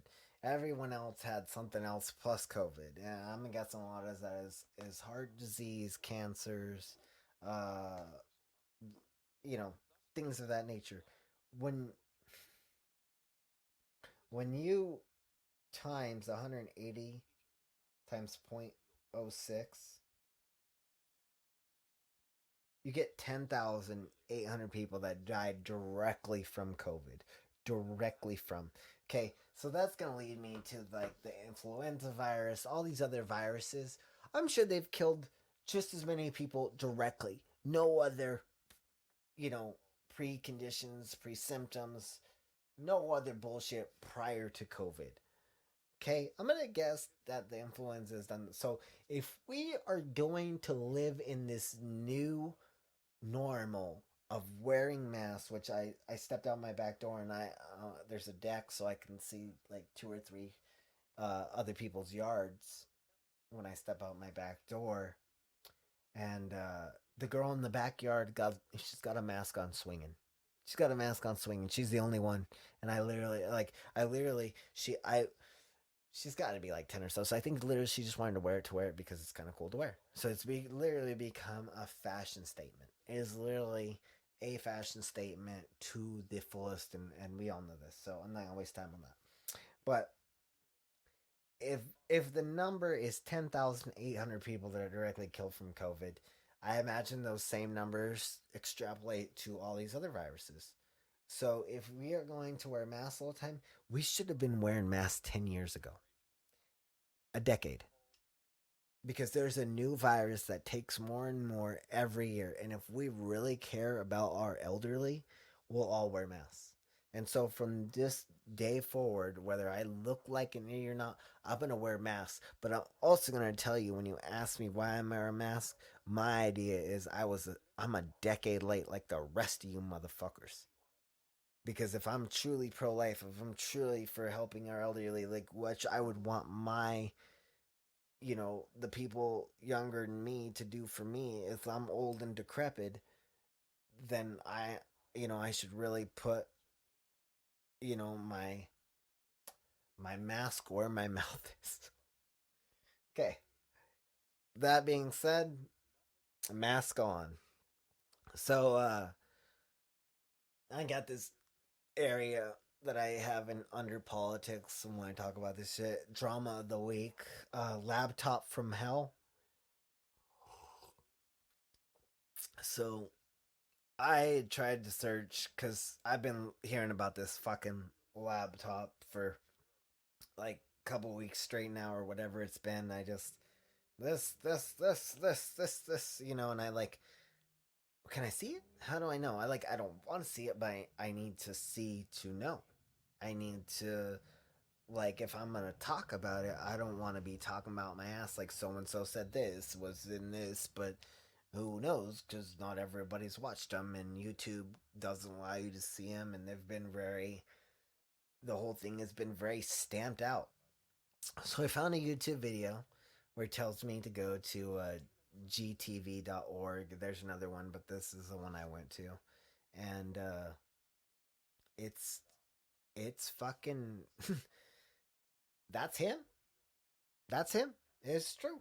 He's diddling probably underage kids of all kinds. From what from what I've seen in the images, people are trying to say like this girl that's blowing him is his niece, and this other girl is his. No, sorry, I got the girl in the video that's blowing him is his daughter, and then the other girl is his niece in questionable poses, and then you have him getting like a foot job from a girl, and then you have him. Basically, it's a lot of sexual content, and it's very hard for people to know the age of these women. That's what it like, because you're talking about pedophilia. So when they talk about it. So that's the real kicker. So they're like trying to figure out how old these girls are. Well, they're pretty sure they got the niece, she's doing some weird shit. Like, and then they got the daughter who's, they think, blowing him. Like, they like speculate that from the nose. I'm not I'm not that good at identifying things like that. Unless you have a picture by picture, side by side, same angle and everything, and I can go, yep, that's the person. I can't go, yep, that's the person. Um. Anyway, and that's the thing. You got, even when I found the videos, you got a lot of blurred shit. Like, they just don't want to show you the truth. You know what I mean? They're just trying hard to, like, so even the images that we've recovered as the public sector, they're it almost seems like a little bit of a whitewashing. It's probably worse than what I've seen, but I mean, he's just got a lot of sexual content, whether it's pictures, cam to cam, person to person. Like, he's got a lot of content on that laptop, and supposedly he was on crack as a motherfucker when he turned that laptop in. So, yeah, all the images I've seen, goddamn, that shit's true. Whether that determines how his father will run the country, that's another thing. But my vote is not for Sleepy Joe, because, like other people have said, you're voting for Kumla. You're voting for her if you're voting for him, really, because who knows how long this motherfucker's gonna go. This motherfucker's old, not old in the sense of years. Like, there's a lot of people that are his age that are in better condition. So he just, you can tell he's on his last wheels, regardless of his actual years spent on this rock. So, with that being said, believe that laptop shit. That shit's true. That shit's true. And I'm pretty sure him and his daddy are in with all that shit. In with all that shit. You know it. You feel it. The way he is with girls and shit. The way Joe is. Woo! Creepy, creepy, and it only transitions to Hunter. Like, give me a break. Give me a break. Like, that shit. That shit is true. It's true. It sucks. It's not great. Like, I told my friend, I was like, you know, because I think I think the vote, like I said earlier, voting is the joke. So I told him, I think I think Joe should win. I might vote for Joe because I think it's time for the Luciferians to try again. It's a good time. Okay, so in my state, we're back to level 3 coronavirus, which, it's like a semi level 3 where we shouldn't be this close to people. We should try to do this because I guess our numbers are on the rise. No fair. So everyone that has got corona, I know, has kicked it pretty good. And I'm pretty sure everyone out there knows someone now that's got corona to one extent or another. Um, they've kicked it pretty good. And the people that have passed that I have not known directly, but like certain people, my lady cleans for in her cleaning business. My grandma also has a cleaning business, and they clean for a lot of older people. They do a lot of, they clean for a lot of elderly people that have some money. And one of them passed, and that's not the only incident where I've heard of older people passing. So I really think we have a shit ton of old people here in Idaho. We do, and if our numbers on the rise, it's because they are old and they have pre-existing conditions, and it's hard. It's hard for them. Like, they're I can't imagine. Can you imagine being that old and going out every day, 76? If there's someone listening that's that age, dude, that shit's scary. It keep your body in this day and age tip top shape at that age, depending on what you've done in your life. I know the way I've lived my life. If I lived it, another to 64 this way, it's it's gonna be detrimental to my heart, my lungs, my liver. There's a lot of things that are gonna not be tip top shape. So, I just want to say we have a lot of elderly people in the state. We do, we really do, and it sucks that we're losing them. And that's the reason we go back, and that I really honestly think that's the reason that the levels are going up, or the numbers are going up compared to other states. Well, other states are just, they're just not filled with the elderly that we have here. We have a lot of elderly people that move here that that state. It's just it's a conglomerate. We're very. I think that's another reason we're red is because we have a conservative view of things in the older generations, which is fine. Just fine. I don't want to fucking. I don't necessarily want to be blue either. I would love to be purple or something like that. Like we're a really good mix over here in this state. You guys just don't know it yet. So I don't have much world news. I recently heard about some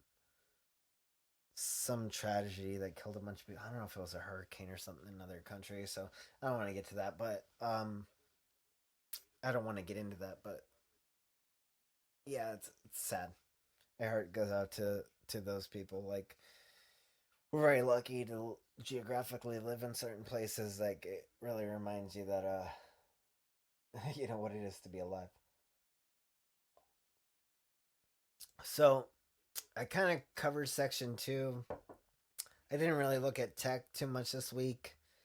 So I'm gonna go on to philosophy, and I got a little section called uh, philosopher of the week, and this week it is going to be Goethe and Kierkegaard, and they are. So there's this. I'm gonna link you the channel in the description, of course. There's this. There's this philosopher called Kierkegaard, Soren Kierkegaard, or however you say it, and sorry, I apologize, and Goethe, right? And there's this channel on YouTube. Let me find it real quick. There's a channel on YouTube that goes over. I'm gonna go back.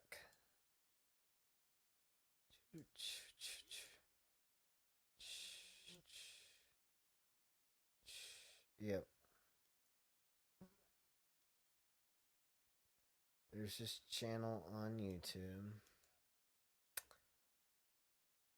There's a channel on YouTube called Academy of Ideas, and they have this one video titled "The School of Anxiety is the School of Greatness," and I am just gonna leave it at that.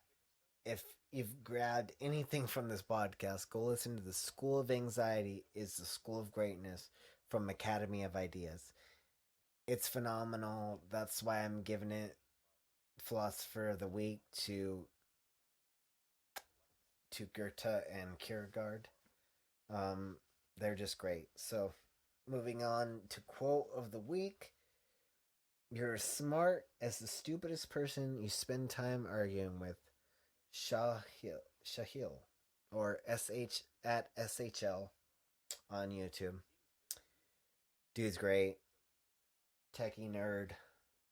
Badass motherfucker. Go follow him. Don't be a shill.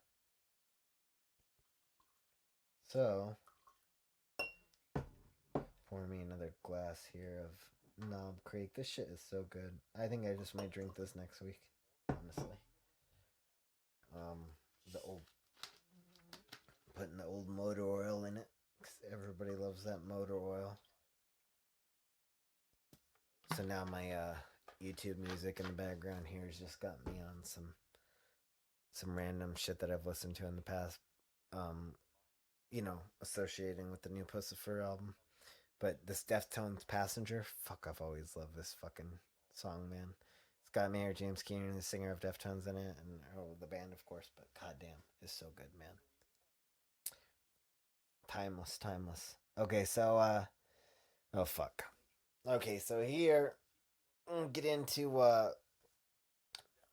this is like a little section I made called "If We X, We Might Be Able to Y." Uh, I couldn't figure out where else to put this topic, so I don't even think it really has anything to do with that title. So, cheers to that. Um, I want to talk about evolution. Okay, I'm gonna try to be as fast as I can about this, and it's gonna be super brief. Go do your own research. I'll try to throw some links in. Goddamn, this is a big pile of links already, so I'll do my best. Lloyd Pye, alternative evolutionary theorist compared to Darwin. Okay. I want to talk about evolution in the sense of so many people, even, I mean, I even watch cartoons with my daughter today, cartoons being like 3D animation, because it's kind of just where we're at. I'm going to load another bowl of the Stream Queen. I'm just trying to knock out the ash here. But, so, DNA, right? DNA has been proven by UCLA, and I can't give you the exact professor, but if you just type it in, it'll come up. That genes are a series of on and off switches, and that 97%, 98%, or something like that, 95, something around there, of DNA is called junk DNA. Okay? Junk DNA is not necessarily junk, it's just the ones with all the off switches. You got they're not turned on. If they were turned on, you'd be something completely different to what you are today. Okay? UCLA has also proved that you can turn these switches on and off by exposure to waves or particles of light. Different waves and particles of light. Keep that in mind, right? Because supposedly, this is where I'm reaching off a memory. In 2012, the end of the Mayan calendar, a new form of light was exposed to us from the sun, because we all know, if you're this far in the podcast, that suns have stages and cycles to their birth and death, from what we can tell. Maybe, maybe not, but we do know there is stages to them, right? Well, the sun is simply moving to a new stage, which puts off a new frequency of light that we pick up. Okay. That being said, and I know I'm jumping around, so try to stay with me. Darwin was a God fearing, super Christian man, so he couldn't even really believe what he was saying, what he was jotting down. Couldn't really believe that.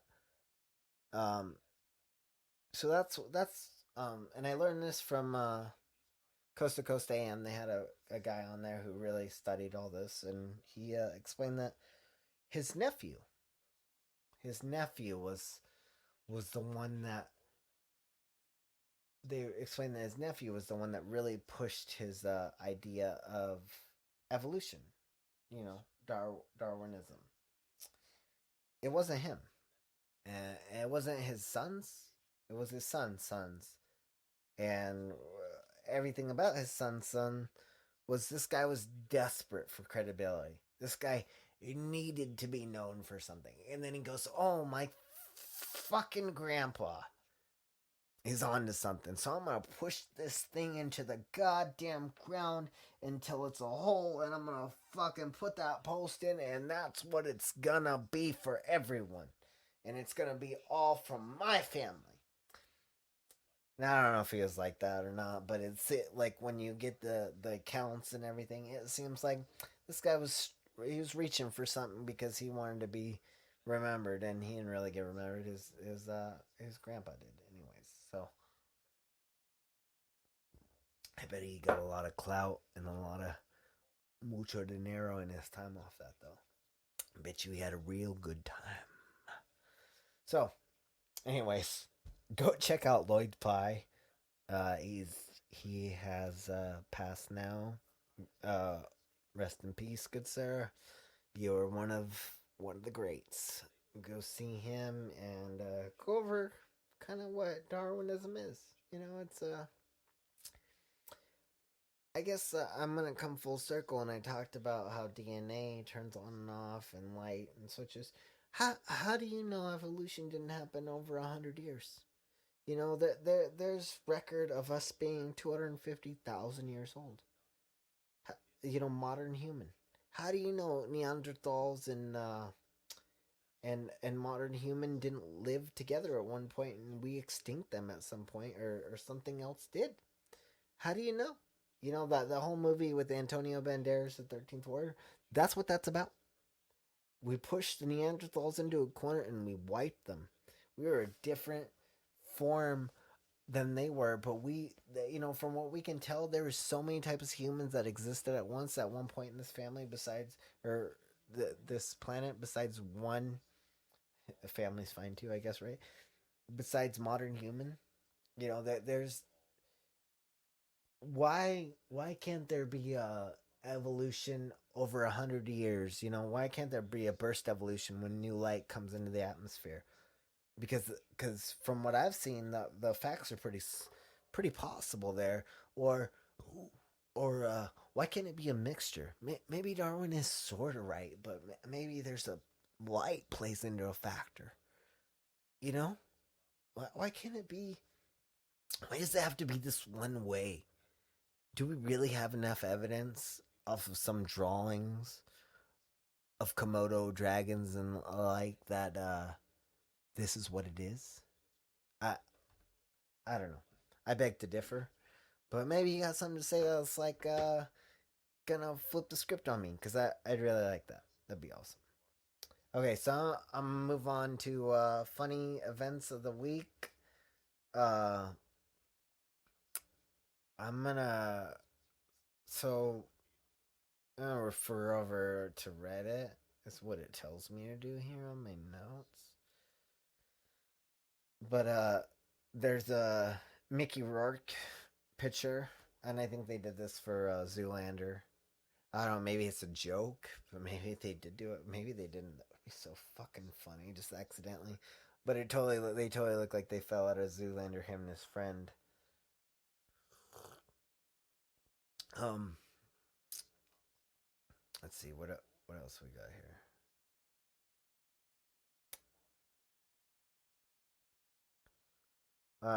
There's this picture I got on Reddit. It's called "My Pumpkins for Halloween this year," and it's just it's a bunch of pumpkins that look like fucking molecule viruses.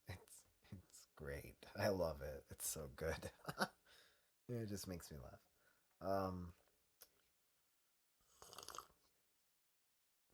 Let's see what else we got. Oh, I thought this was funny. Kazakhstan's tourism board has adopted the Borat catchphrase. Very nice. Its new advertising campaign. Even countries are desperate for clout. Um, I went over the this is unrelated, but it's not funny. But the Assassin's Creed live action TV series, fuck yes, we'll see what happens. I support it. I thought I had a video that was funny here.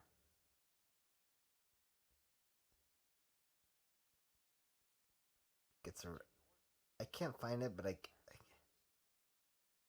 oh, there it is. Okay, it's yes sir, it's stock, and this guy is got a got a full piece drum set on his motorcycle, and he's drumming at the stoplights. Like, I'm gonna guess that's in Cali or somewhere like that. Does only happens in those kind of places. So that's all I really have for funny shit.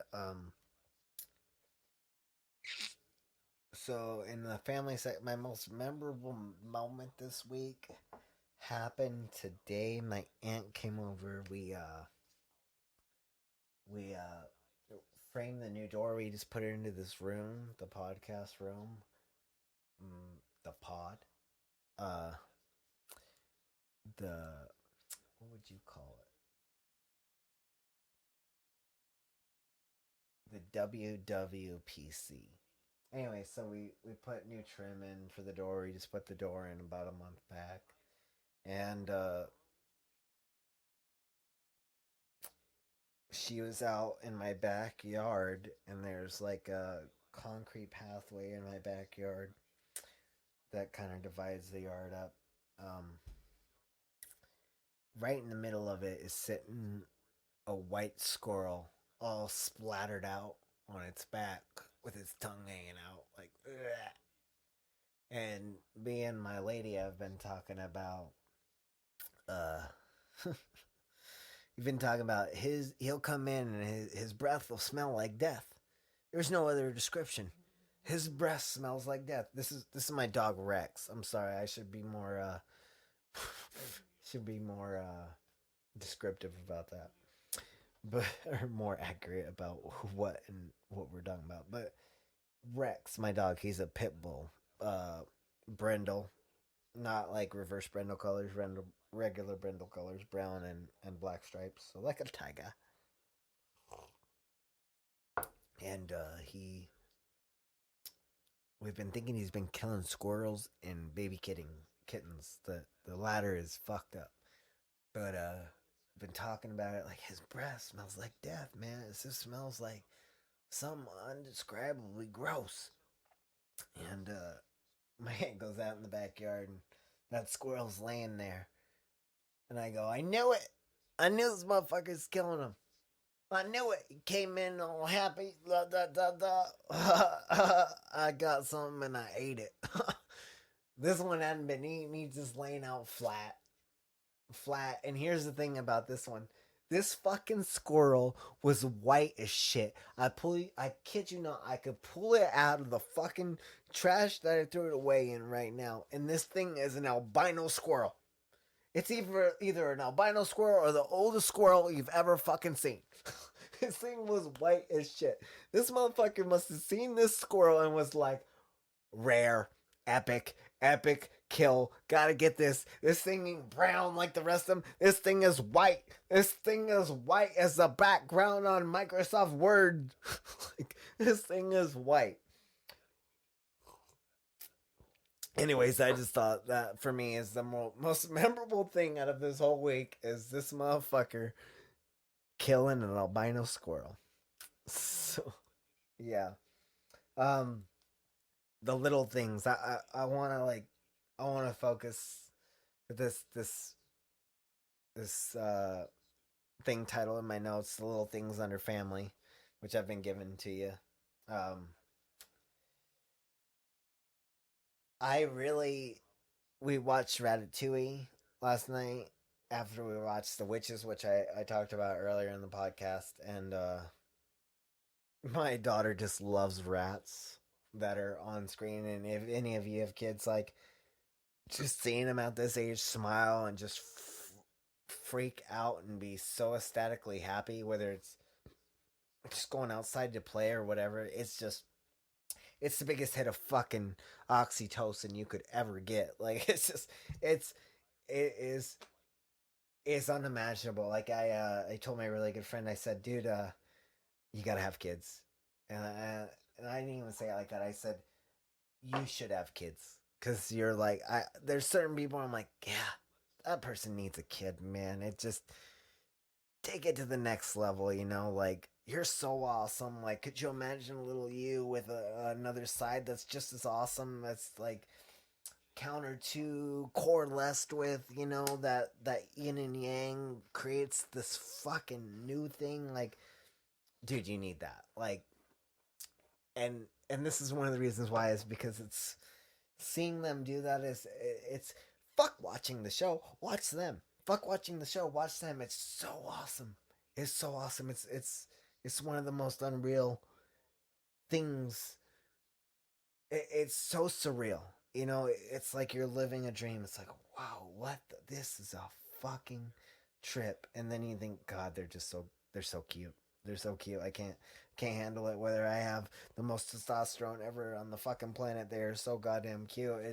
It's unbearable. And the way she reacted to Ratatouille, that might become a weekly thing for a little bit, just so I can watch her enjoy it. Because, goddamn, that feels good.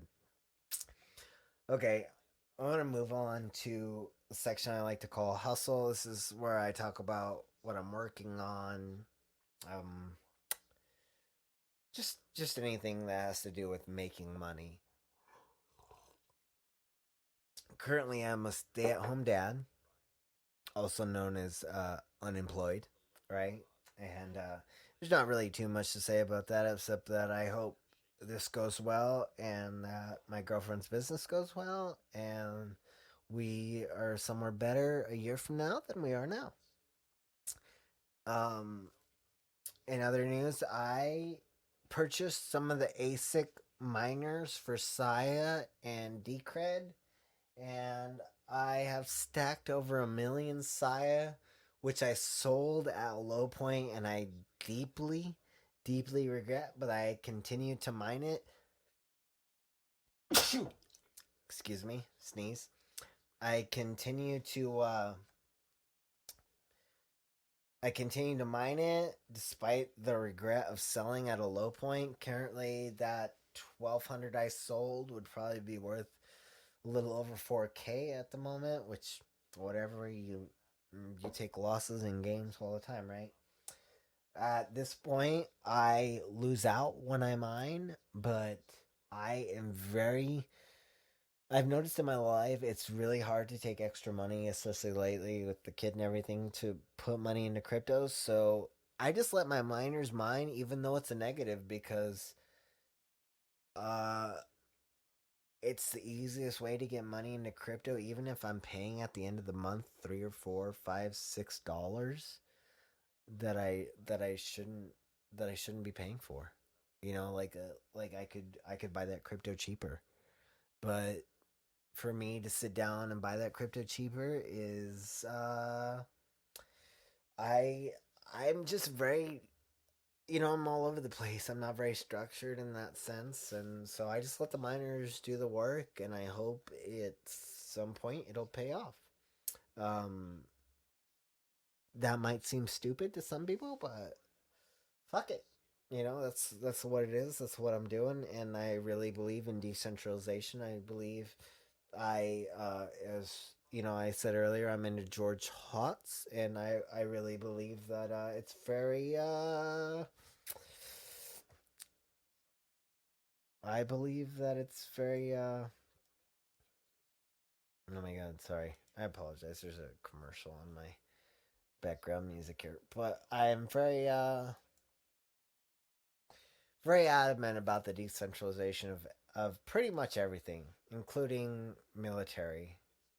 So, oh my god, I hope everything's recording right. Jesus Christ. So, I'm a little over 2 hours in. I hope I still have some of you. If not, cheers. So, I'm going to move on to crypto. And let's see here. These are vetted projects I'm going to mention briefly and then kind of let it be. Um, Let me find the section of where I put it. Ooh, that was not smart. Oh, there it is. Okay, so I talked to a really good source about crypto who spends all their time. It's their business to know what is what. So I pulled a bunch of projects I got from Crypto Dog. He asks what alts are people in. That's basically the question. It isn't, but it is. Um, so I went over all these ones that I kind of liked and picked out, and I'm like, what do you think? And he said, he gave me two out of the 1, 2, 3, 4, 5, 6, 7, 8, 9, 10, 11. Out of the 10, out of the 11, he gave me two that he fully supports. So Cash Money DOT dot very good. Sister project to KMS. KMS, amazing. Fuck off if you don't think so. KMS is amazing. Don't question it. The last one, AKRO, Acro, or like acronym, AKRON or AKRO. Sorry. Uh, Amazing. All really good projects. So I'm I'm such a fucking piece of shit when it comes to keeping up on crypto now. So I asked him how you say DeFi, DeFi, or whatever. How do you say it? And he's like DeFi. So I'm like, okay, that's what it is, DeFi. Um, Basically leverage trading. These coins, the AKRO and things of that nature that are DeFi. They are leverage trading coins. Look into it. It's basically like I give you this amount of crypto for a contract that you give me this back, and I give you this back in a certain amount of time. Um, those are the.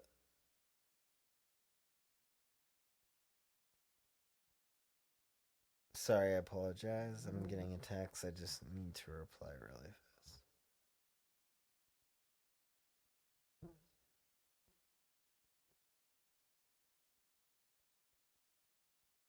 Okay, so look at dot again, KRO and KSM. So those are three. Those are three things I'm very interested in. Very interested in. Check them out. Check them out. Don't miss out. That's all I have to say about that one. Don't miss out. Okay. Like I said earlier, I'm working on a track now. I'll release it in time. And I've been working on the podcast. I really think I've said everything I want to say this week.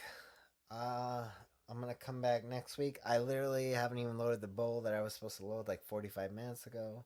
I'll take a hit of that now.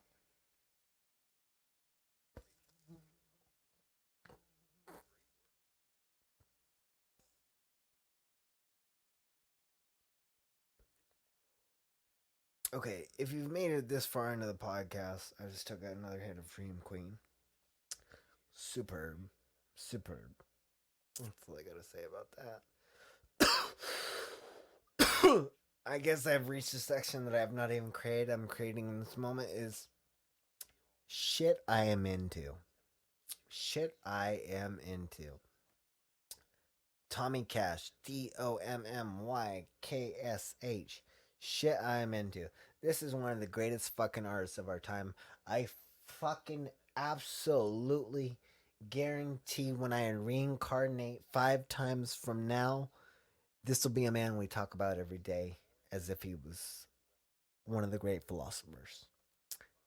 I know that's very exaggerated, but go check him out. He's got great shit. I'm gonna pop on one of his tracks right now called Stupid. SDUBID. Amazing track, amazing video. This guy is a true fucking artist. Don't forget it. Go check him out. Amazing if you haven't heard of him. I think some of you, most of you, maybe, I don't know, some of you have heard of Tampa Impala. Tame Impala, sorry, I apologize. Why not? Why won't they talk about me? Uh, Came out a week ago. Awesome track. Awesome track. Don't miss out on that.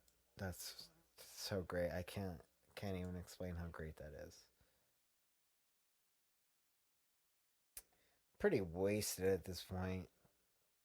My girlfriend has texted me asking if I can wrap it up because I gotta watch our daughter because she is not on the correct sleep schedule and it is 11:45 p.m.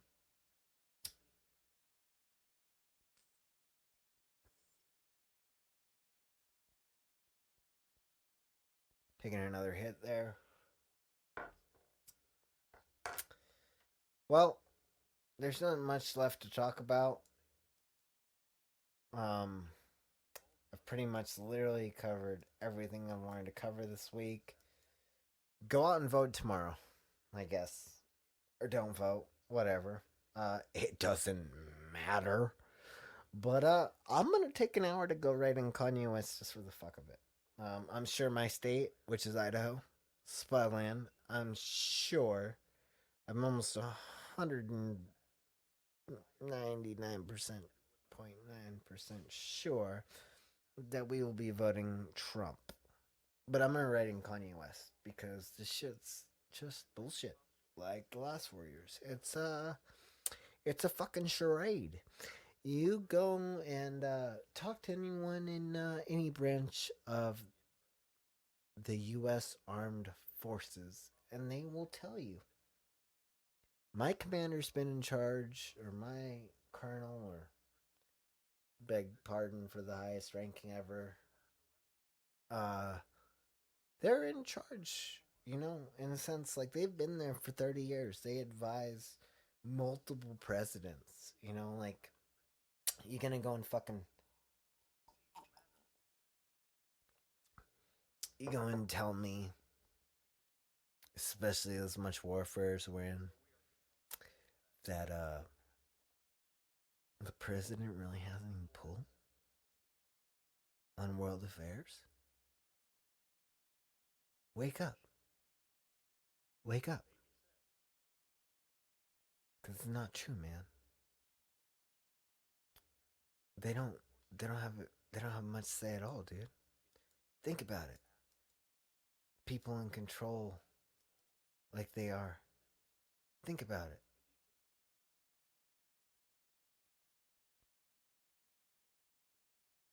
Anyways, man, I am messed up. All right, so that's probably the end of the podcast. I'm on this track right now, Rakim, Rakhim, Fetty. I feel like some of his peeps paid TikTok for some people to play it. Maybe not, but this thing's got 6.3 since October 12th, so that's a couple weeks. But this this fuck what he's saying. This track is awesome. It's off the chain. This track is so great. Um, yeah, like I said, it's a couple weeks old, so it's not too relevant in the time frame that I'm trying to talk about. But dude, this track is just hits. I can't say it any other way.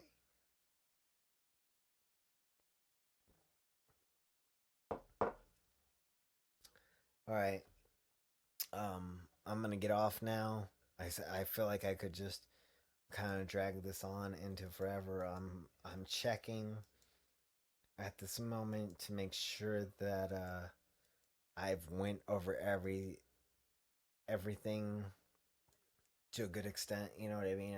I don't want to miss anything I've written down that I don't want to forget. Because there's been a lot of things before I did this that I was like, oh man, I'm gonna forget.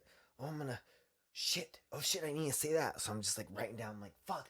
This is what I was gonna say that too, but I forgot that I was gonna say that, but I remembered now that I was gonna say that. And it's just, I'm all over the place. So this track, Fendi. Dude, this is great.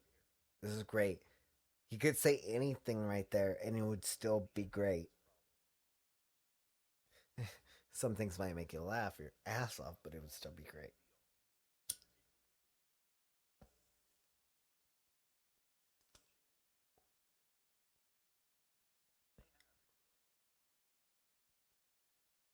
Okay. Sorry, I just took another hit of this Dream Queen song, about two balls in, about two glasses in. You know what?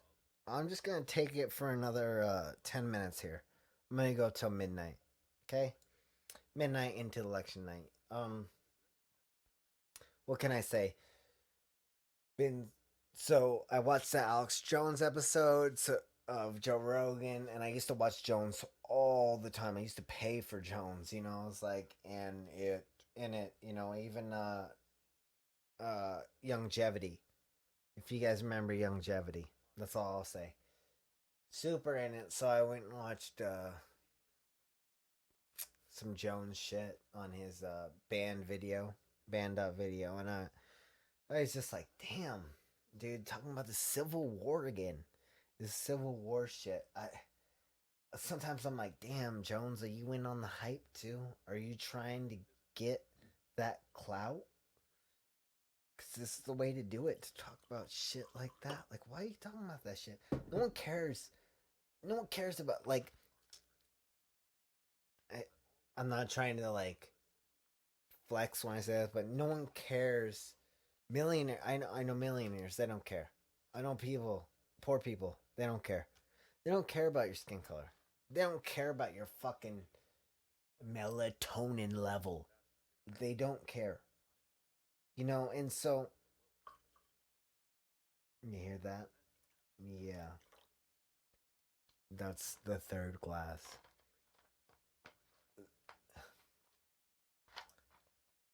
They don't care. They just don't care.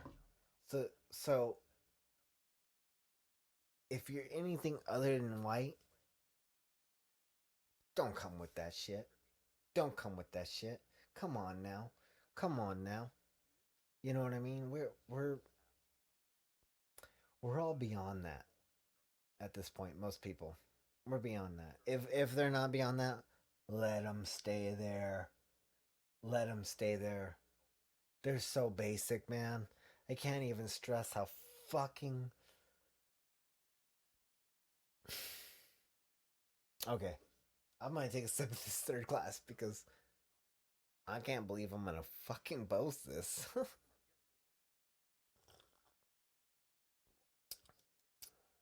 Anyway, so that Fendi track, great, great Fendi track, right?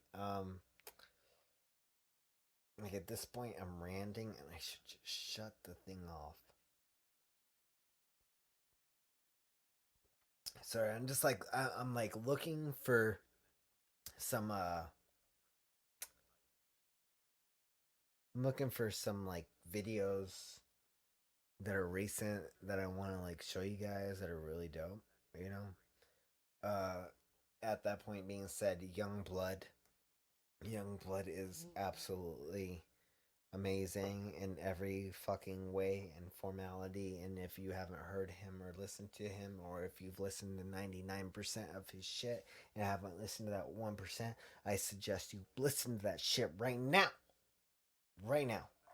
Because Youngblood is absolutely amazing. And so, with that said, I'm going to play God Save Me, but Don't Drown Me Out. Because, goddamn, that is original. If you don't think so, fuck you.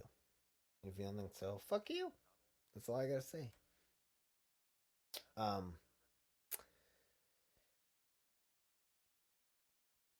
what else can I say? I'm gonna take a hit of this Dream Queen again. I'm gonna try to finish this glass up. I got 6 more minutes. I'm gonna cut it wherever I'm at. I just kind of want to keep ranting right now. It's funny.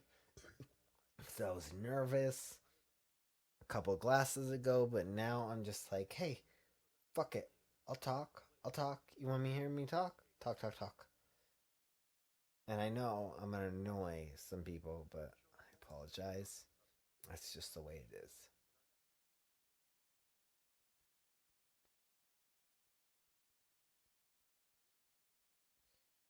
Okay, so I'm watching God Save Me, but Don't Drown Me, and I just hit play like a minute ago, literally a minute ago.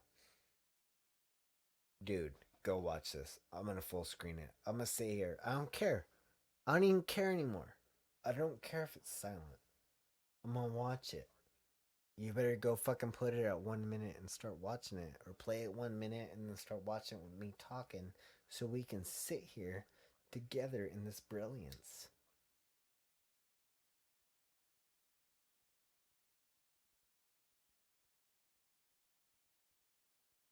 Are those us? Are those yours? I apologize. Want to play out?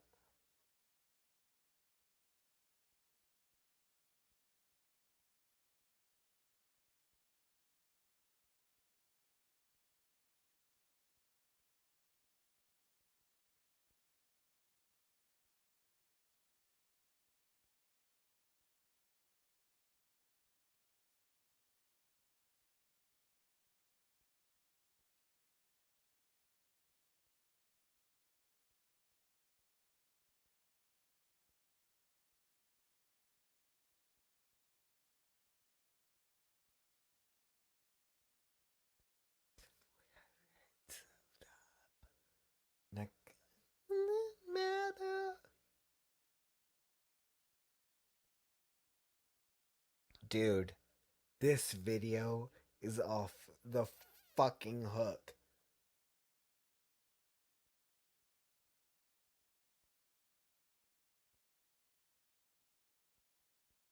This guy has style that you don't even know.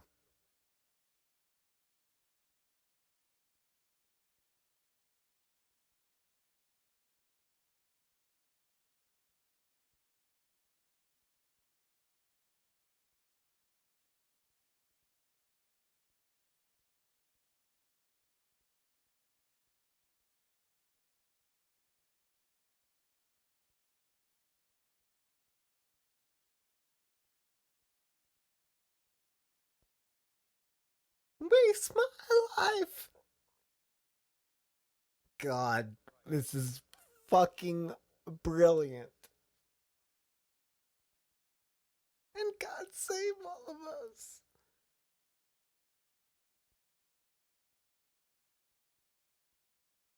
Define me who I am. 'Cause I've been fucked up. God save all of us. God save all of us.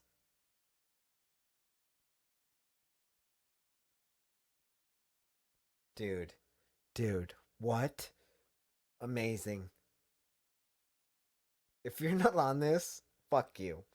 Fuck you. I don't fucking care. I don't care what the fuck you're flexing. If you're not on this, fuck you.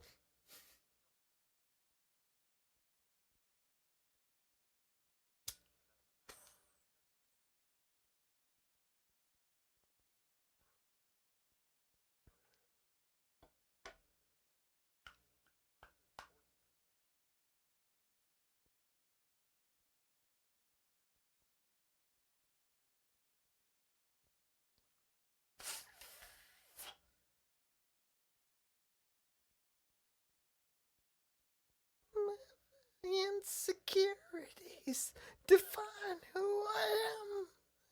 I waste my life and fucked up. Doesn't matter.